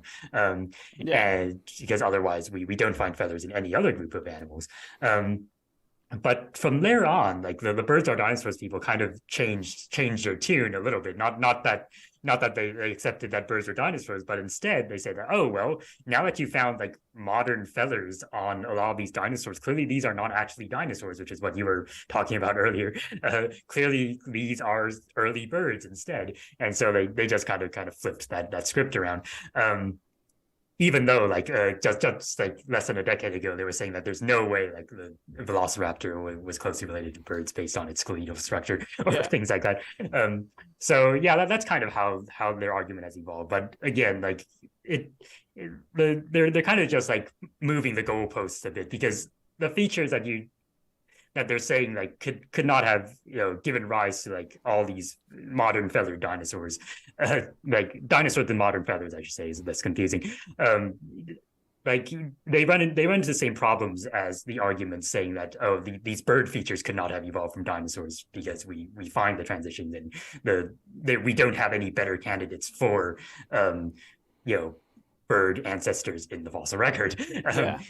And at this point, like you mentioned earlier, there are probably only like two people in the world who both like study bird origins professionally and do not accept birds being dinosaurs. So it is very much safe to say that birds being descended from dinosaurs is the mainstream view at this point, and that there is essentially I would say like no debate about this from a scientific standpoint anymore. Yeah.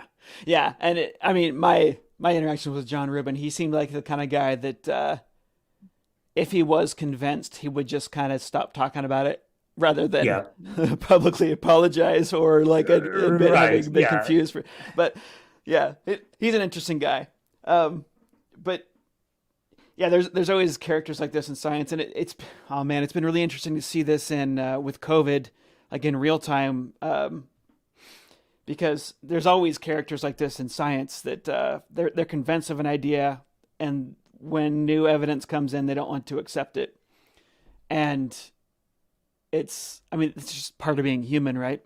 Yeah. And it is hard. It is hard to to keep yourself in check so that it doesn't happen. Mm-hmm. And it's been tragic to see this happen with things that are, causing deaths and so on. Like people, Yeah, you're right.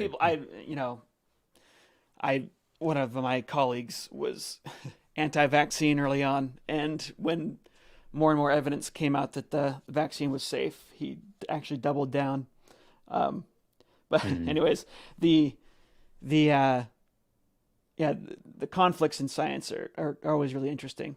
We have this careful documentation of observations on one hand, and then the ongoing argument about what those observations might mean, and you can actually come to very different conclusions on things, and people can go to their graves with these little feuds that are going on in science, but the field in general will correct itself as time goes on, and these arguments are part of that process. It's part of how the sausage is made, Yeah, indeed. Well, there are a couple more little questions. I apologize to anyone. I mean, a lot of them are coming from people that we did answer quite a few questions from them as well. So hopefully you will forgive us for ending here now. I thank you so much for coming on. This was a wonderful conversation. My pleasure. This poster is great. This poster is for sale. I'm going to put a link to that in the video description for people so they know where to get it. I've got a huge one on my wall. You got to get a pretty big one because there's a lot of content on it. And I love it. I stare at it all the time. I've got it actually right across from my desk so I can look at it when I'm working and just kind of ponder some of these little questions here. And I really like how transparent you are and showing the, when there's confusion, you have multiple lineages branching from a single point. It's really neat to see that. There's a lot of information packed. Yeah. Well, everyone, so long for now. I'm going to be doing these every week until Christmas. And Christmas, I leave for Ecuador. I'm going to be there for a couple of weeks. And then, we'll be doing Sunday Morning Science until then. So stay tuned. And make sure to give us a like if you liked it. And, you can always send a super chat as well if you'd like. But until next week, stay curious.